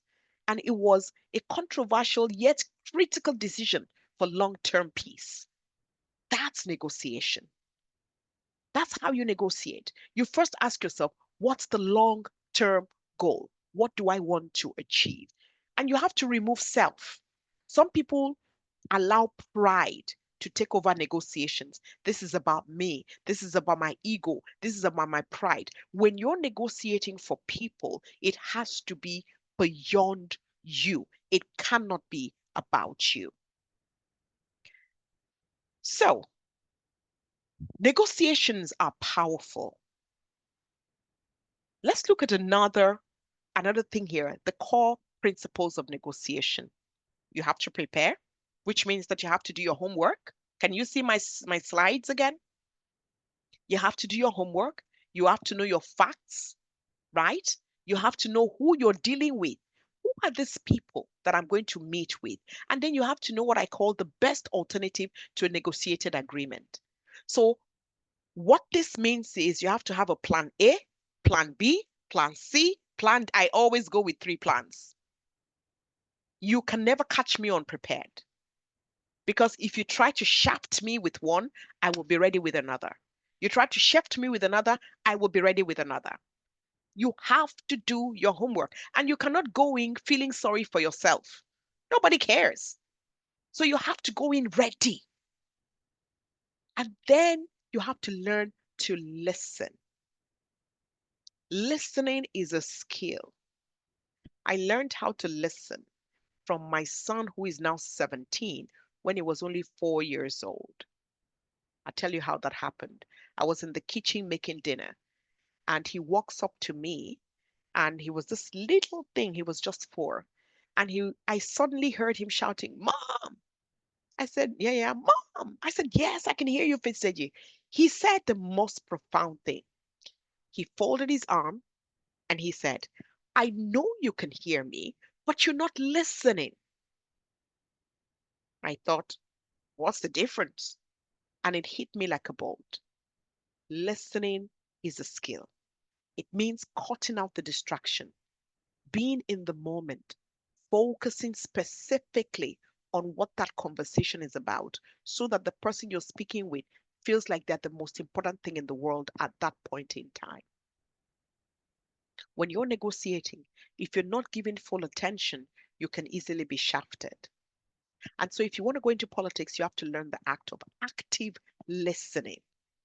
And then this is something we all do as human beings. We listen to respond. We don't listen to understand. The minute we hear something that we know, for example, I've been talking now for the last hour or so, and some people will feel, oh, I know that one. If they have the chance, they want to speak. We should listen to understand, not to respond.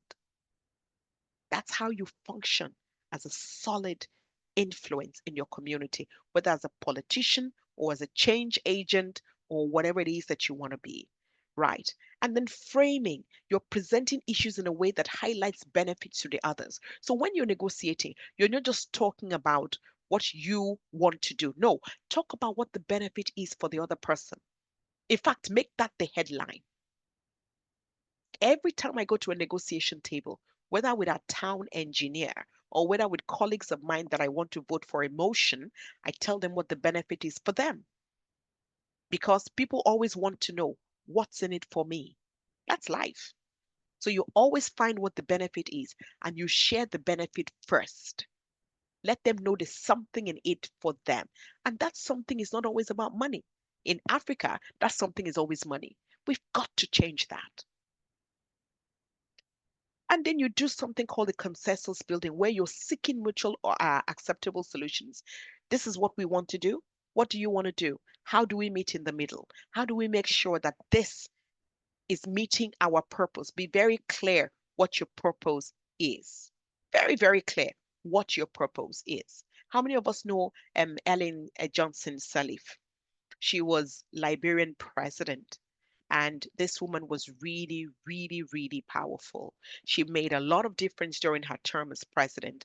And, she framed her economic and anti-corruption reforms as national healing rather than elite punishment. So people were looking for her to punish the elite. But the words she used made the difference. Even the elites bought into it. She didn't say, oh no, we're punishing the elite. She said, we were doing national healing. National healing. Now that's a perceptive and accurate framing of her presidency, her leadership strategy, the way she did her job. I think she was president from 2006 to 2018, I think. And she was Africa's first female head of state. She inherited a country that was totally devastated by 2 brutal civil wars. I think the wars that happened in the late 1980s, 1989 to either 96 or 1997. I forget. And then there was another one from 1993 to 2003. So it wasn't that far off. Now, what her approach was her approach to economic and anti-corruption reform was very intentionally framed. It was framed in terms of the national healing and reconstruction. She kept emphasizing that it was critical for Liberia to have national healing and reconstruction rather than retribution or elite punishment. So she adopted this strategy that dealt with post-conflict context. So Liberia's institutions they were fragile, the social trust was deeply eroded. What Sirleaf did and what she needed to do was to rebuild not just the economy, but also the political and the social fabric. So a very punitive approach could have been reignited, but instead she used one that brought about reconciliation. That is the power of negotiation. That's what this leader did because she understood what it meant to negotiate. And that's what I'm saying to you today, that you must bring to the table something that enables you to use your skills to negotiate. Another woman that really changed the dynamics is, never mind the spelling of gender there, maybe we're redefining gender, is Ngozi Okonjo-Iweala. So those of you who are Nigerians who probably know her. This woman was a negotiator with, I mean, like she was just incredible at World Bank and at the WTO. So where gender comes to play is where you find situations where women are often faced with bias. When women are gentle, they say we're soft. When we are firm, they say we're aggressive. They say, oh, her voice have become so high pitched. She's become aggressive. It's worse when you're a Black woman. They say she's an angry Black woman. So we can never win as women, right? But what we've got to learn to do is to leverage emotional intelligence and credibility and collaboration. We have to learn to leverage that. We have to know when to be firm. We have to know when to back up and then say, okay, let me try and find a balance. Let me try and find a way around this and deal with these people in a language they will understand, which is not necessarily money. So you will know, for those of you who really know Ngozi, she has become renowned globally for her unique combination of grace under pressure. When that woman is talking, you're even wondering, like, does she even know what pressure is? She does firm resolve, and particularly she's visible during her high stakes when she has conversations at the World Bank.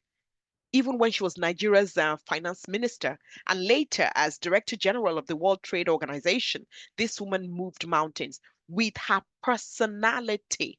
Remember what I said about what you have already. She had the grace, a long-serving, highly respected economics at the World Bank. She used that grace to build strong relationships. Relationships are key. And she built a reputation for being a very calm, very clear-headed diplomat. She did things with diplomacy. Even in contentious policy environments, she would deal with things with diplomacy. She was very instrumental in negotiating the debt relief for Nigeria. So most of you who are from Nigeria or West Africa would know that there was a time when Nigeria was heavily indebted, and she helped to secure the historic, I think it was $18 billion write-off from the Paris Club in 2005. That was a negotiator, and that negotiator was a woman. A woman. So who says you can't do it? Very critical. So it's important that you understand the power that you hold as a woman. I'm going to fly through this so that we can have some questions and answer. Let's have a little bit of a conversation, right? So think about it this way, and I'm going to ask all of you to join me in this conversation. You are in an opposition-dominated council. So this is a scenario that I picked from one of the experiences that I've had as a councillor. So you're sitting in a council with people on the opposite side of the divide. Those are people from other parties. And they have resisted your infrastructure plan. So you want some kind of infrastructure, maybe a road to be built, and they say no. How would you get your proposal approved? How would you negotiate with them? So putting into perspective everything that I've shared with you, right? How would you get the approval? It doesn't mean that what you're proposing is a bad thing. It's a good thing. But just because you're a woman, one, just because you're on the opposite party, two, they want to say no. They love the idea, but they're saying no because you're a woman. What would you do? How would you negotiate? So let's have a conversation about this. Who's going to bail the cat? Who wants to give it a go? Just think about everything I've shared with you. There's no wrong or right answer. All right. Please feel free to unmute yourself and speak. And share. Yeah. Who's going to go first? There might be something special for you. Don't think too much. Go for it, Puseleto. Okay, good afternoon. My name is Puseleto and I'm from the Kingdom of Lesotho. Very good. In this regard, I would first, I would consistently, because like you mentioned that consistency is key. I would hone on consistency to always talk about the issue of having bad roads, like the impact, more especially of the voice, like resuscitating the voice of those I'll be representing. For instance, the road that is not in a good condition, it is in a community where there are people residing in that area. So I'll start off like from that point, and then I will also target like the let's say in a room, even if they are opposites, I would target the person who is very influential in terms of becoming my ally in the motion that I will be presenting it forth. Then every time they will end up naming me the road is coming, up until it sinks. And then after I have built that rapport, then some of them will now start with that quota whenever when I need the inputs or that thing should be solved, then they will definitely, because of the advocacy from trying to show them the problem and making them part of the discussion, they will end up knowing, okay, in as much as I'm on the opposition, but let me just try for the sake of the vulnerable groups or communities that this road serves. Thank you. Very good. Well done. Very well said. Very well said. Like you said, consistency is key. When you're trying to bring something across consistently, you must also remember part of what I said was sometimes you have to learn to listen. So whilst you might have a brilliant idea, there could be somebody who also has an equally brilliant suggestion. So listen, when you're negotiating, sometimes you may need to reach a compromise. So if somebody's making a suggestion and saying, sometimes we put motions in and people say, can we amend it? For you to get your motion passed, you will have to leave yourself open to making an amendment to your motion. And the suggestion may be good. So always come with an open mind to listen, hear what people are saying. Don't come with a mind of, okay, well, I know they're going to say no to the motion, so I'm going to fight hard. No, you may not hear the amendments they're trying to make, which will make your suggestion or your motion better. That's one way. Another way, Confiance, did you want to say something? Sure. I just wanted to add in one key point that I feel would actually support me to stay consistent. And you really mentioned it, which is truly crucial to me. Number one, purpose, and two, the passion itself. I believe that the passion is something that I really want to achieve, me as me, that would support me in negotiating properly, because at first I went there with a plan and I went there with a personal vision. But also the purpose, as you narrated it very straightforward, that the purpose, it's more of what the world is waiting for you to do. It's mainly about the world. So the purpose is also important. If I would remain consistent, then there is a purpose behind that shows that this is a real contribution.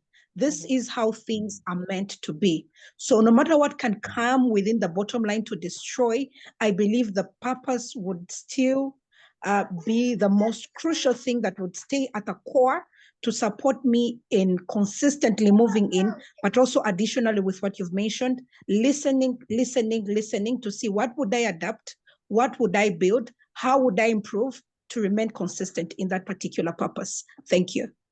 Very good. Well said. Very well said. Jacinta. Thank you very much. Considering the factors you've mentioned, which includes the fact that these are opposition members and people who are downright from the onset ready to shut down your ideas, and secondly, having explained to us how people are inherently selfish and would always want to know what's in for them rather than the impact you are most likely trying to make. Because sometimes you go in with all the good ideas, but you see that people just don't care. So for me, when I find myself in this situation, I think I'm going with a mindset of, in opening the discussion, from the opposition side, I would want to understand what is it from their end that they are not willing to let go of? What can they not do without? Should we end the negotiation? And from my end too, what am I willing to not leave the negotiation with? So what's my win and what's their win? And then based on that, we come to a compromise in the best way to make sure that in the end, everyone wins, and not necessarily because they care about the impact I'm trying to make. That's not a bad idea at all. Trying to, let me say this, there are many ways to kill a cat. We're not trying to kill a cat, but you know the saying, there are many ways to kill a cat. So it means that you can approach things from different angles. And this is the beauty of having your own uniqueness. There is no one way to negotiate. You use your uniqueness, you use your skill, you use your expertise, you use your experience to negotiate.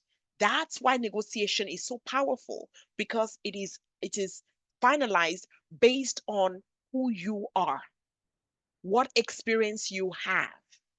You must always remember that. The way John would negotiate is different from the way Jenny would negotiate, because they're two completely different people and they have two different experience and expertise. So you must bring you to the table every time you're negotiating. Thank you, Jacinta. Khadijat. I feel like you've already said it, because I was actually going to say that for me, in negotiating, most times I like first to cater to their emotions. So I often like to know the person that I'm negotiating with, the person I'm going to have the conversation with. Like you said, the preparedness part of it. I would like to do so much to know about you. So it's already an opposition party. But in this place that I want to build, this, let's say, school, these people are also people that they want.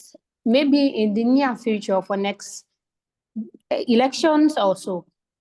So I would always cater, I would always like first to come to them and tell them that we can always imagine that next election I might not come back, I might not even contest again, but your team might want to come and all. And I feel like development is key for each person. So imagine having a school and we have so many people that are not going to school, and we want development, people to go to school, kids and everything. What about we have a school like this? I'll propose the plan and everything. I know definitely they're going to come and be like, no, no, no, no. But I am very sure I will have done my night work and everything to know that each person might raise this and raise that and raise that. But I feel like you said, human beings like to be amplified, actually. Whether you are poor, you rich, you are an affluent person or not. Because will try to amplify you first, I will cater to you first. Then before ever coming down then and say, let's be, and then we now agree on and compromise. Those are actually things that have been helping me a bit. So yeah, for me, I feel like that is a route that I would take. Okay. Thank you for sharing that, Khadijatu. Thank you very much. And we'll take one more person, Marianne, and then I will give you guys one strategy in negotiation that has helped me in the most difficult circumstances. But we'll take you first, Marianne. Okay. Thank you so much. I love the presentation. I've learned a lot about myself, and I've also learned a lot about negotiation ways and how I can improve more on my negotiation. So, regarding to the question that was phrased, personally, if I was in a political environment and I wanted my proposal to go far, knowing that there are men who don't support women, or just because I'm a woman, they refuse my proposal. The first thing I would do is first do my research, my homework. I would read. First, I need to read the room. I need to see who I'm dealing with here. And then I can say, okay, here I'm dealing with people who don't support women's rights. That's one key point. The other thing I would also do is research on how there are ways in which I can get their attention.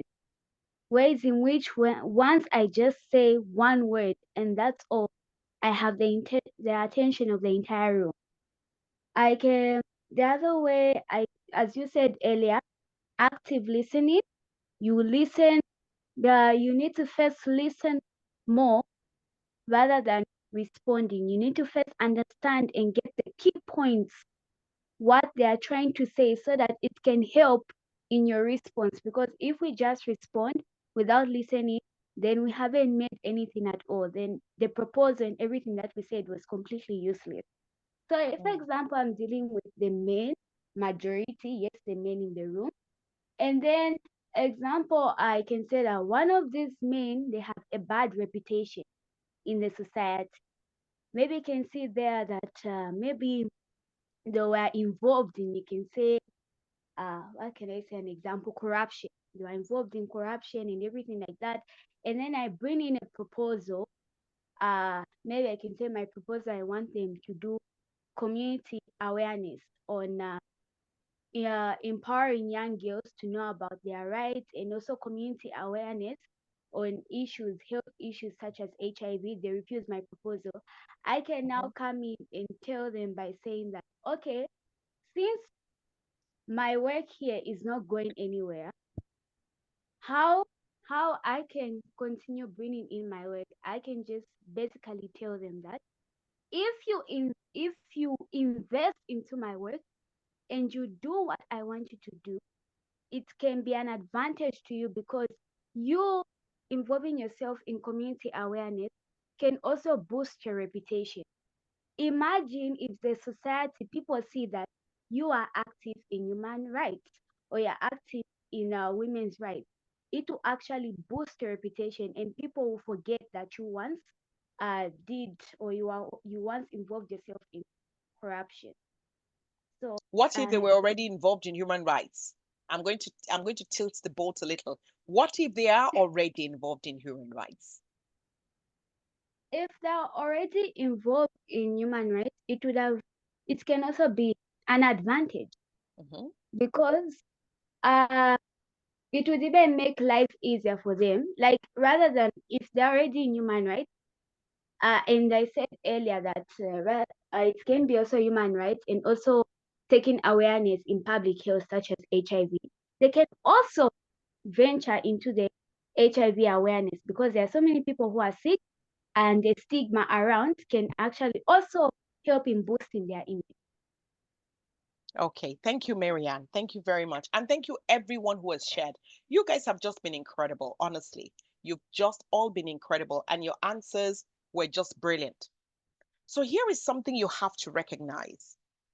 When you have conversations like this, they may sound easy to do in theory, but when you get to reality and you're sitting in a negotiation room, it's completely different.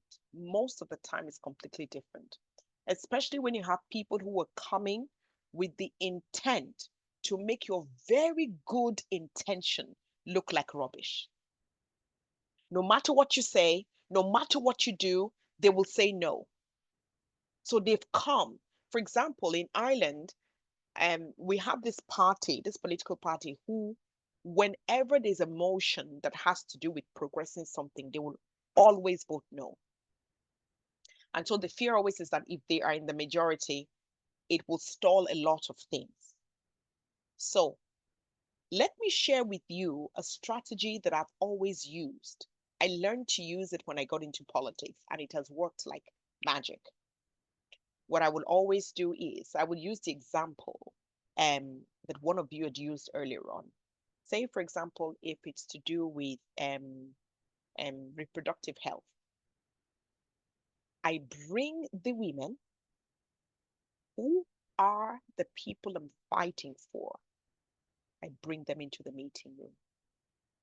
And I dare those people to say no to those people.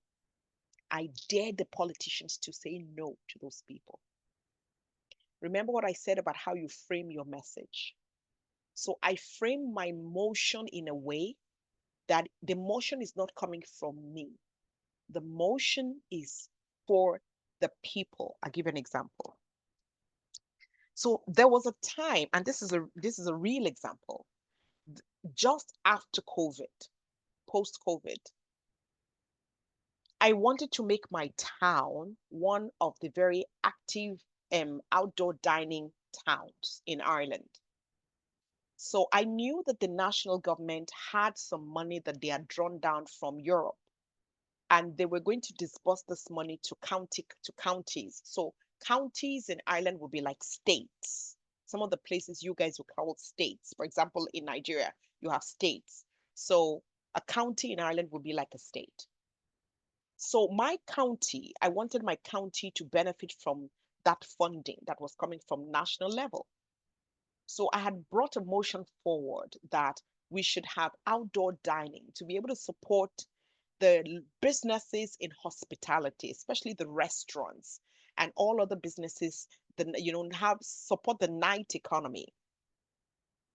I called all my colleagues one by one, and I told them everything I've told you.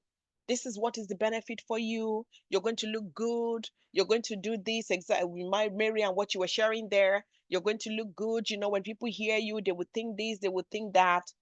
And I did everything. And they all said, yes, fantastic idea. We got to the meeting. I put the motion forward, and not one single person voted for the motion. Not one. Not one. Everybody voted against the motion. I was in shock. This is a motion that I got the yes of everybody. And I got to the meeting and they all voted against it. So I'm preparing you for what you could expect. People will be nice to you. They will smile to your face. They would laugh. You will give them a good proposal. They would laugh and they will say yes. And when it gets to the room, they will pull the rug off your feet. Be prepared for it. It will happen. And so I had to quickly be proactive, and I'll probably wrap up on this note and then leave you to ask me loads of questions if we have the time. I had to get very proactive. I had two choices. I could get very angry because I had spoken to all of them, or I could get even. So I chose to get even. And the best revenge is success. So I decided I'm not going to show that I'm angry. They would never see me angry. So when we were debating the motion and they were speaking to the motion, they were saying things like, oh, Yemi, you have to go and do your homework well. This is not how we do things here. Invariably telling me that because I wasn't born in Ireland, I don't understand how they do negotiations. And I laughed. And they said, this is not how, it's not going to work. No business is going to support this. They said that. So listening skill, remember what I said, very critical. You must listen to understand. So that day, I listened to understand and I picked every point they were making. I decided this is not the time to get angry. This is not the time to get upset. This is the time for me to listen to everything they were saying. And as they spoke, they dug their grave. So they were saying no business will support it. I wrote that down. 1, no business will support it. 2, they said, this is not how we do things here. I wrote that down. 2, this is not how we do things here. 3, they said it is not, you will never get the money. I wrote it down. So I wrote those 3 key points down. And then when they were done, you have a chance to speak to your motion to wrap the debate up. So I said, thank you all very much. I didn't show my disappointment. You have to be very tactical. You cannot show your hand. Otherwise, they will use it against you. They want to hurt you. That's why they're going to say no to you. You cannot let them feel like they've won. So I didn't show my disappointment. So what I did then, I said, thank you all. It's great. Thank you very much. I just have 3 questions. 1, you have all said that no business will support it. Can I ask you, if I can get some businesses to support it, will you support the motion when I bring it back? And they made the biggest mistake. They fell for the bait. They said, if you can get 10 businesses, we will support. I said, is that the same for everybody? They said, yes. I said, I need a vote. Are you saying yes? Yes. You? Yeah. Are you saying if I bring 10, you too? They said, yes. I wrote it down. That was in the record, in the minutes of the meeting. I said, second question. I said, so you said that I would never get the money.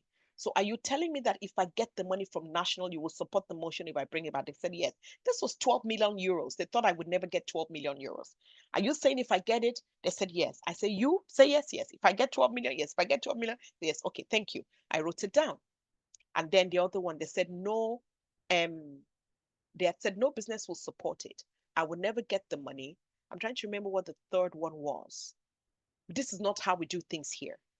So I said, so let me understand what you mean that this is not how we do things here. Are you telling me that you don't do progress? You don't do progressive things here? Because I don't understand that statement. They're like, no, that's not what we mean. I said, so what do you mean? They said, of course we support progress. I said, because this is progress for our town. So tell me what that means. There were reporters there. So I was baiting them and they were stupidly falling for it. So I said, tell me, what does that mean? And then they said, oh yeah, what we're saying is, when you bring a motion like this, you have to be able to follow it up with things that people in the town will support. I said, so if people support it, you approve it? I say, yeah. So I took these 3 points. I went back to do my homework. What did I do? I went to the Chamber of Commerce. So this is something I would have loved for us to talk about, but I'm mindful of the time. It was the next thing we're going to talk about in part 3. If we'll have a few minutes, I can jump into it. But it is the people who are your key stakeholders when you're negotiating. You need stakeholders, right? So I went to find my stakeholders. Who were my stakeholders? The Chamber of Commerce. The Chamber of Commerce is brilliant at bringing local businesses together. So I called the chairperson of the Chamber of Commerce and said, I need you to help me bring businesses together for a meeting. And they coordinated a meeting. I met with them for the first time and I said, guys, that first meeting, 8 businesses came to the meeting. I said, guys, I put a motion to support all of you. And my colleagues said they would not support you all. See the way I framed the word. I didn't say it was about me. It was about them. I said, I put a motion forward to support your businesses after COVID. But my colleagues did not want to support all of you. And they were like, why? What do they mean? I said, calm down. The motion said, I want to be able to get money at national level, 12 million to promote hospitality. I only called hospitality, the people who were the major stakeholders. And I said, I wanted to support you, but my colleagues voted against. How could they? I said, okay, so let's do our homework. My colleagues said, if we have 10 businesses, they will support the motion. So I need 2 of you to lead this campaign. We're going to start a campaign. I need 2 of you to lead the campaign. They're like, yes, Yemi, what do you need? So I got 2 of the people with the biggest mouth, noisemakers. They were the leaders of the campaign. I said, go and look for each one of you. When you're coming back to the next meeting next week, you must bring at least one other hospitality business. The first meeting was 8. The next meeting was 18 people.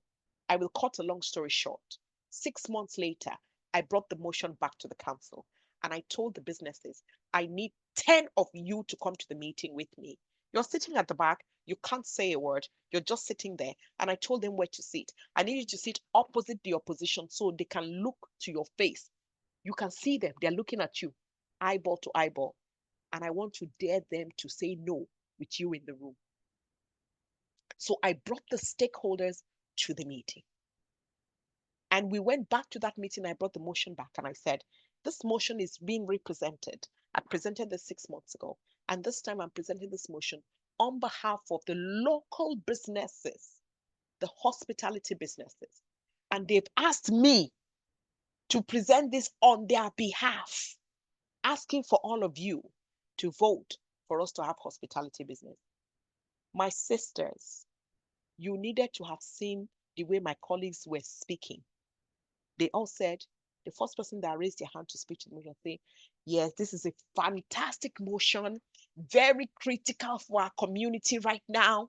very important. I really want to commend Councillor Yemi Adenuga for the incredible work she's done. I'm in total support of this motion. I really will put my hands, on this and make sure that completely 360 degrees spin around from the first time. Why?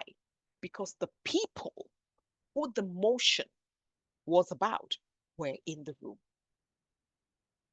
I dared my colleagues to say no to their faces. So what am I saying? If you are ever negotiating and you are stuck, don't make it about you. You have to remove your ego. I was hurt that they shafted me the first time. But for me to win, I had to remove myself from the equation and make it about the people who the motion was about. So I brought them to the meeting and I positioned them. Strategy is power. A strategy is power. I positioned them right opposite the guys who said no. And I dared my colleagues to vote no with those businessmen in the room. And it was voted for unanimously. And I got 12 million to do that work. And if you come to my town, anywhere you're sitting outdoor, that was my work I did in my town of Navan. That's how you negotiate. So this is a strategy I'm giving to you. Whether it's for politics, whether it's for your business, whether it's for work, however you're negotiating, you have to learn to get to a place where it is not about you. It is about the bigger picture, because you want to achieve your goal and you need the people who are your stakeholders to stand with you in order for you to get the results that you're looking for. So I'm going to open the floor for questions. I really wish I could have talked about campaign planning, but some of the things that we talked about are very critical as well. If I can find another time, I'm not promising. I'd said this to Mary, I have a mad schedule. If I can find another time, I will come back to talk to you about campaign planning and another topic. But I think the things we've talked about today are really critical for your growth in politics. So I will open the floor to 1 or 2 questions before we go today. Mary, back to you. All right, thank you so much, ma'am. Please, can we drop some clap emojis on the chat, fire emojis, how you feel on the chat, because I'm sure your notes are full. My notes is full, so I don't know about you if your notes is full.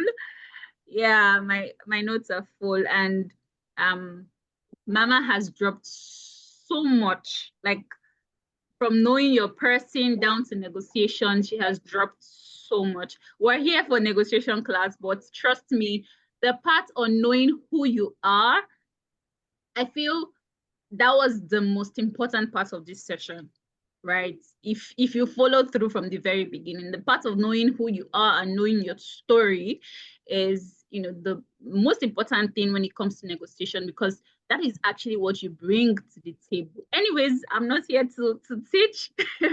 Please raise your hands if you have questions, or just feel free to unmute yourself. So we take a few questions before we end the session for today. It's already 2 hours, so please feel free to raise your hand and ask your questions.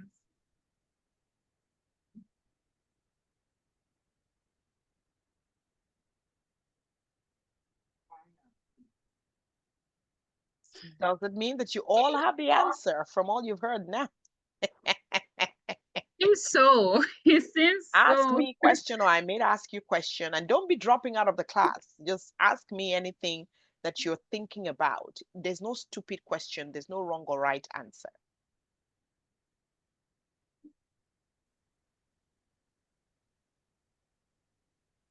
Okay, let me ask.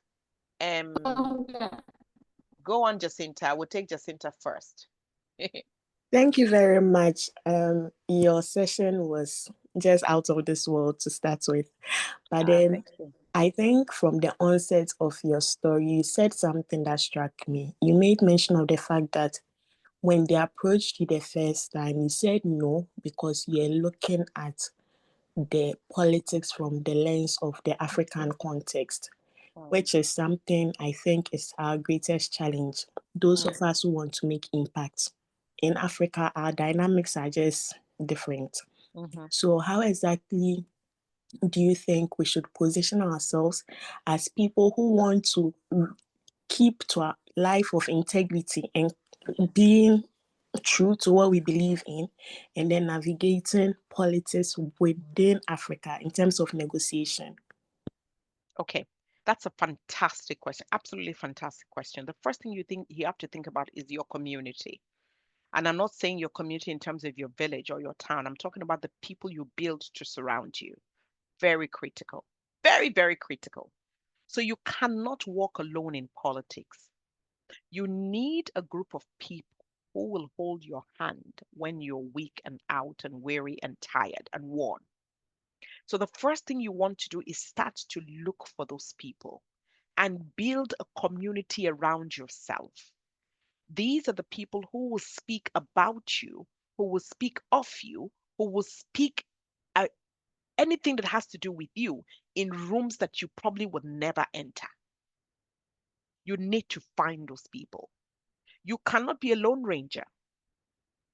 My work as a politician in Ireland is not carried by Black people. Black people didn't vote for me. This is part of the problem we have in Africa. Even in a white man's land, Black people did not vote for me. It was all white people who valued the contribution that I've made to this community. So I was voted in by white people in a white country. So I saw the need for me to start to educate our people, our migrant people, of the importance. Now they benefit from me being a Black woman, being in a position of power, because I will never leave them behind, regardless of what they've done, right? But what I did was to build a network around me of people who could speak on my behalf when I'm not in the room. The person who became my campaign manager the second term was a very influential man in our town, a businessman in fact, he owns the biggest furniture company in the entire town, right? This man, by himself, even without me asking, chose to be my campaign manager. He said, I am going to campaign with you because what you did for our town in your first term was incredible. Why did he choose to be my campaign manager? He went and spoke to people and found out, what do you think of Yemi, Councillor Yemi? And people said, she's an incredibly hard worker. We would love her to run again. We will support her. And then he said, I will be your campaign manager. Did I still rest on that? No. I built a team around myself, found people who had skills for campaigning, for social media, for um, public speaking, for negotiation, for setting up meetings, public meetings, every skill under the sun that you can think of. I found people and pulled them into my team. And these were people. I can't be in every room. You can't be in every room. So you find people who believe in you. If you don't have them, start building them. You have the benefit of what I didn't have when I started. I didn't have anybody telling me things like this, right? So you have that benefit. Start building them. Start sharing your vision. When you share your vision, don't make it about you. Make sure you're making it about the people you're serving. Make sure you're making it about the benefit for your community. You have to be selfless to be a successful politician. You cannot tie stories. If you do the work anyway, you will get the credit. You will get the benefit. If you deliver the work, people will respect and honor you anyway. They will celebrate you. So you don't need to start off making it about you. So when you have this group of people around you, make them feel important, celebrate them, appreciate them. Let everybody know that these people are with you, because when they speak, people will listen. Very critical. So when you have these people, then they are your, what I call, disciples, who will do work on your behalf in places that you probably will never enter. Whether it's in Africa, whether it's in Europe, it's critical to have a mass of people who believe in you and who will work for you and with you wherever you are going. So I think this is the biggest challenge you need to start looking for. Unfortunately, in Africa, what politicians do with that is they go and hire thugs. instead of looking for credible individuals, because they know they don't have any integrity, they will hire thugs. And I will suggest there is no entry point into politics that is too small. Just get in there. When you're in there, you can build from there. Get in there first. So whilst you might aspire to start as, I don't know, whatever a level is, if you are offered something that is smaller, take it. And then when you're in, you have the attention of the people who make decisions. They can see the value that you bring. They can see how important you are. They can see your skills that you can offer, and then they can begin to offer you something higher. But if you really want to serve, be open to what it's something that you could be offered that gives you a leg in to whether it's a political party or whether you're independent and it's a committee that you're asked to serve on. Go for it. I hope that answers your question. It's more than answered it. Thank you so much. You're welcome. You're welcome. I'm mindful of the time, so I don't know if there was one other person that was raising the hand. If they're still there, we answer that and then we wrap up. Yeah, Khadijatu, you're raising your hand. And Puseleto, you wanted to say something? I feel like I've even forgotten because I feel like she has like said almost everything that we want to ask, honestly. So, but yeah, I'm one of those people that really don't want to get into politics, but I am also here to do because I know that, like you said, the only place that they take the decisions, it's in the political field, right? The people that are holding the power. And if we are allowing all the stupid, foolish people that don't really care about the people holding on to this power, we are shying away and running away all the time, then we will not get the result that we want. But then again, still, I have so much to think about. And on the same of integrity things and all, you see, I am one of those people really that every day I remember the words that my mama has told me and I work towards those words. My integrity, I don't joke about it. And I feel like it's contributing to the reasons why I'm suffering a bit this life, but I'm holding on and going. But yeah, I got an offer like yesterday or so, was called. That is a party in particular, I'm not calling names, but they want to like have me on board. They don't want me to, I don't, they know that I don't want to be seen or be associated with any political party here or be part of any political stuff. So the person from uni, he has always wanted me to be in politics from university. And then now he wants it to be national. But like he is suggesting that since I don't want to be known and all, I could be at the back working with them, but like I can hide away since there are people doing the same thing. And I can just learn, as you said, start as small as whatever and learn. Maybe as time goes on, I will want to be in it properly. Maybe I wouldn't want to. So I'm happy that I had this session because he promised to call today or tomorrow to get my answer.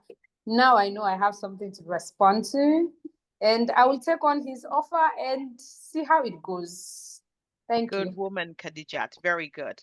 And here is the thing you must remember as well. You have to ask yourself, what's your purpose?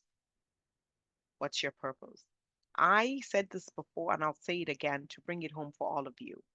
I see politics as a platform. That's all it is to me.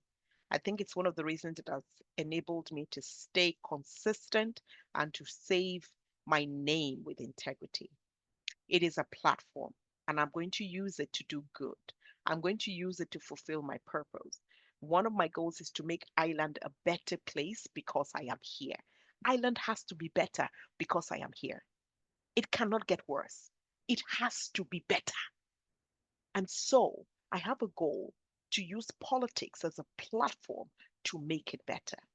Politics for me is a platform to amplify the work I am doing to make Ireland better, to make my community better, whether it's active travel, whether it's enabling our young people, whether it's asking for, it's dealing with period poverty for young girls in my community, whether it's enabling women when we're having conversations about menopause, whether it's helping with childcare, whether it's building houses, asking government to build more houses for people, whatever it is the platform to be able to do more for my people.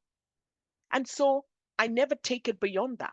The minute I see it as a be all, end all, then pride is setting in.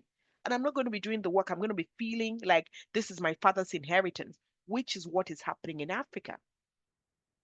So if you're saying yes, you must say yes with a clear why. You must think about it. Why are you going to say yes? So that when you get in there, you are delivering for the reason you're saying yes. That's one. Number two, what's your purpose? Let whatever you are offered help to serve your purpose. Very critical. That's how you make change in your community, because then it's not just about you, it's about a bigger picture. And somebody here, Nina, is asking, in high conflict environments, choosing when to speak and when to stay silent can be a matter of survival, politically and physically. How do you decide when your voice is a weapon and when it's a liability? This is where you use wisdom. There's a saying that he who lives to fight, he who runs away, he who fights and runs away lives to fight another day. I don't know if you've all ever heard that saying before. He who fights and runs away lives to fight another day. Politics is not about putting your life on the line. No. Politics is about putting your value to the test. It's not putting your life on the line. If you're dead, you're no good to anybody. So you should know when to retreat and when to go into the battlefront. Know when to retreat, then to go into, test everything you're offered before you take it. The example I gave you is a very good example.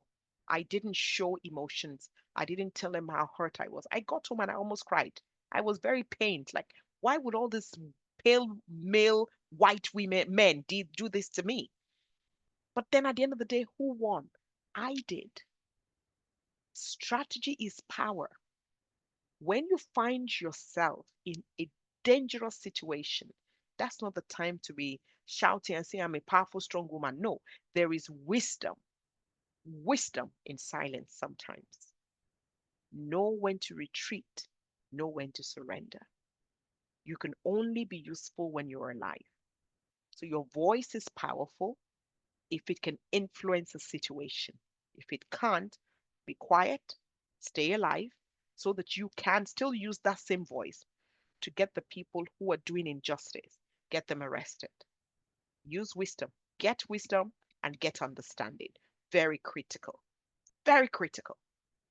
I hope that answers that question, Nina. But thank you all so much for your time. Thank you for listening. It's been an incredible session with you all. And I wish you the very best in politics. And if I can be of help at any time again, I am still here. I will be delighted to help in any way. Back to you, Mary. All right. Thank you so much, ma'am, for answering those questions and also for the beautiful session as well. So we're going to wrap up the session now, because I know that it would open up more room for persons to say something or ask questions. Definitely we'll get more. So we'll wrap up the session now. Two things. Please, I've put the session survey on the chat. Ensure to fill the session survey. Is very important for us, because we want to have this program or this fellowship every year. So it will help us improve by next year, when we're also, having a new cohort. Very, very important. And then we'll be taking the family photos. You remember, Councillor said we'll be taking the family photos. So please turn on your cameras if you can, and put on your lip gloss if you want to. Let's take the session and the photo, and then someone can give us. Keep quiet, young lady. Thank you. And then someone can help us give a vote of thanks to Councillor, because it wasn't easy getting her to have this session with us. I know, like, it's been months. We've been trying to email, back and forth and all, but she was able to make out time to be here to tell you how busy she is. So someone can also give a vote of thanks on behalf of this particular cohort to her. So very quickly, let me take the photos. I see you, Nina. I see your beautiful face. Amazing. Chuma, I see you. All right, so let's do this. Cheese. Okay. All right, I'm taking a couple. I think this is perfect. I'll share it on the group with everyone. Thank you so much. So who is volunteering to do the vote of thanks? On behalf of the cohort.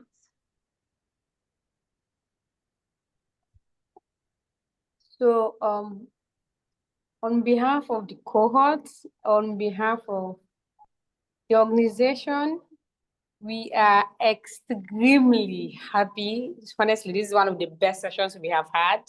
We are so glad that you came, you gave us your time, your expertise. And trust me, we will have others here in other countries that will be like you.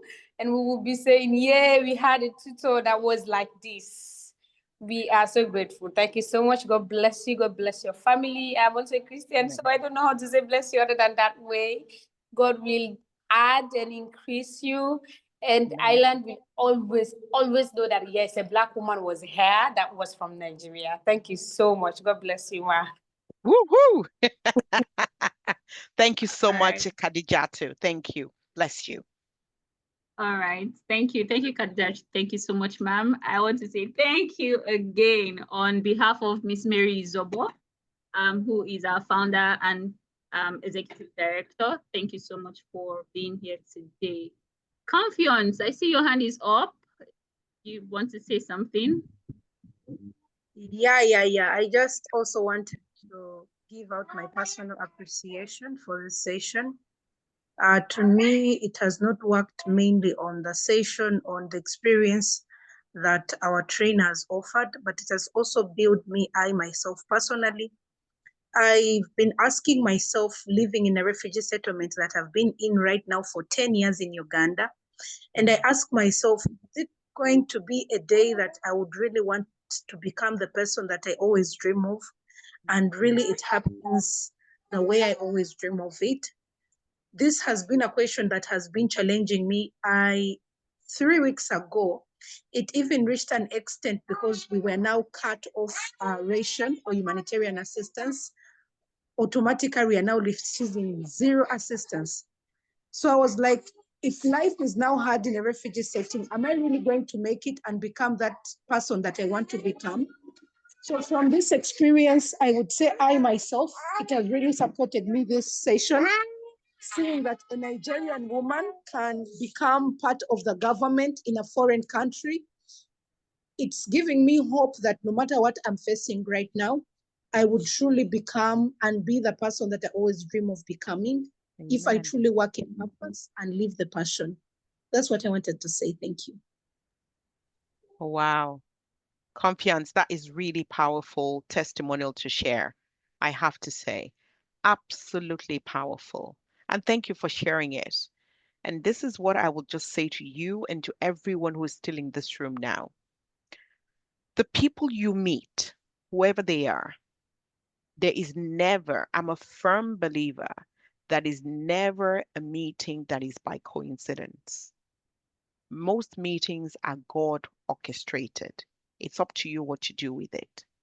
So when you meet people, whether in the refugee center, people who just bring food to you, people who just come in to say hello, nurses, doctors, people who come in to visit or pray with you, whoever they are, share your passion with them because you never know. You never know who might be that person that God is about to use for you. Don't keep quiet with what you want to do with your life. Share your story. Learn how to share your story in 3 minutes, in 30 seconds. It's called the elevator pitch. If you have time, Google it. There's no time to do this. Google it. You just write key points of things you want to share about yourself, who you are, what you're doing, where you want to go, how people can help you get there. Boom, boom, boom, boom, boom. 30 seconds, you tell the person. And if they want more, you can share more with them. But in my village, they say anybody who closes his mouth, his entire life is closed. If you close your mouth and don't share, nobody's going to know what's happening with you. Nobody's going to know how they can help you. So share your story, share your goal, share your vision with people who you meet. You don't know, so don't ever underestimate anybody. The sweeper, the cleaner, they may know somebody who knows somebody. A bad child, they say in my village, has his good day when he's useful. Even the thug, who is the worst person on the street, has a day when he's useful. So don't ever underestimate anybody. And I wish you the very best. All right. Thank you so much, ma'am. Thank you so much. Share your story. Make sure you share your story. And nobody's going to share it for you. You are the person who is to share your story, and you know it better than anyone else. So please, a closed mouth is a closed destiny. And you don't want your destiny to be closed. So please do the needful. All right, we're rooting for you, and definitely we'll have another breathtaking session again. Our next session is a group discussion on the challenges that is currently facing Africa and the areas of electoral reforms that we think in Southern Africa, in Western Africa, in Northern Africa, and also Eastern Africa, Africa as well. So we expect that you all get to discuss, prepare a presentation, and then we'll have that conversation. We hope to have Prof. Karen around with us for that particular session, but I'm going to update you all as we go along for next week. So thank you so much for being here today. And thank you so much, ma'am, once again for joining this session. I truly, truly, truly do appreciate it.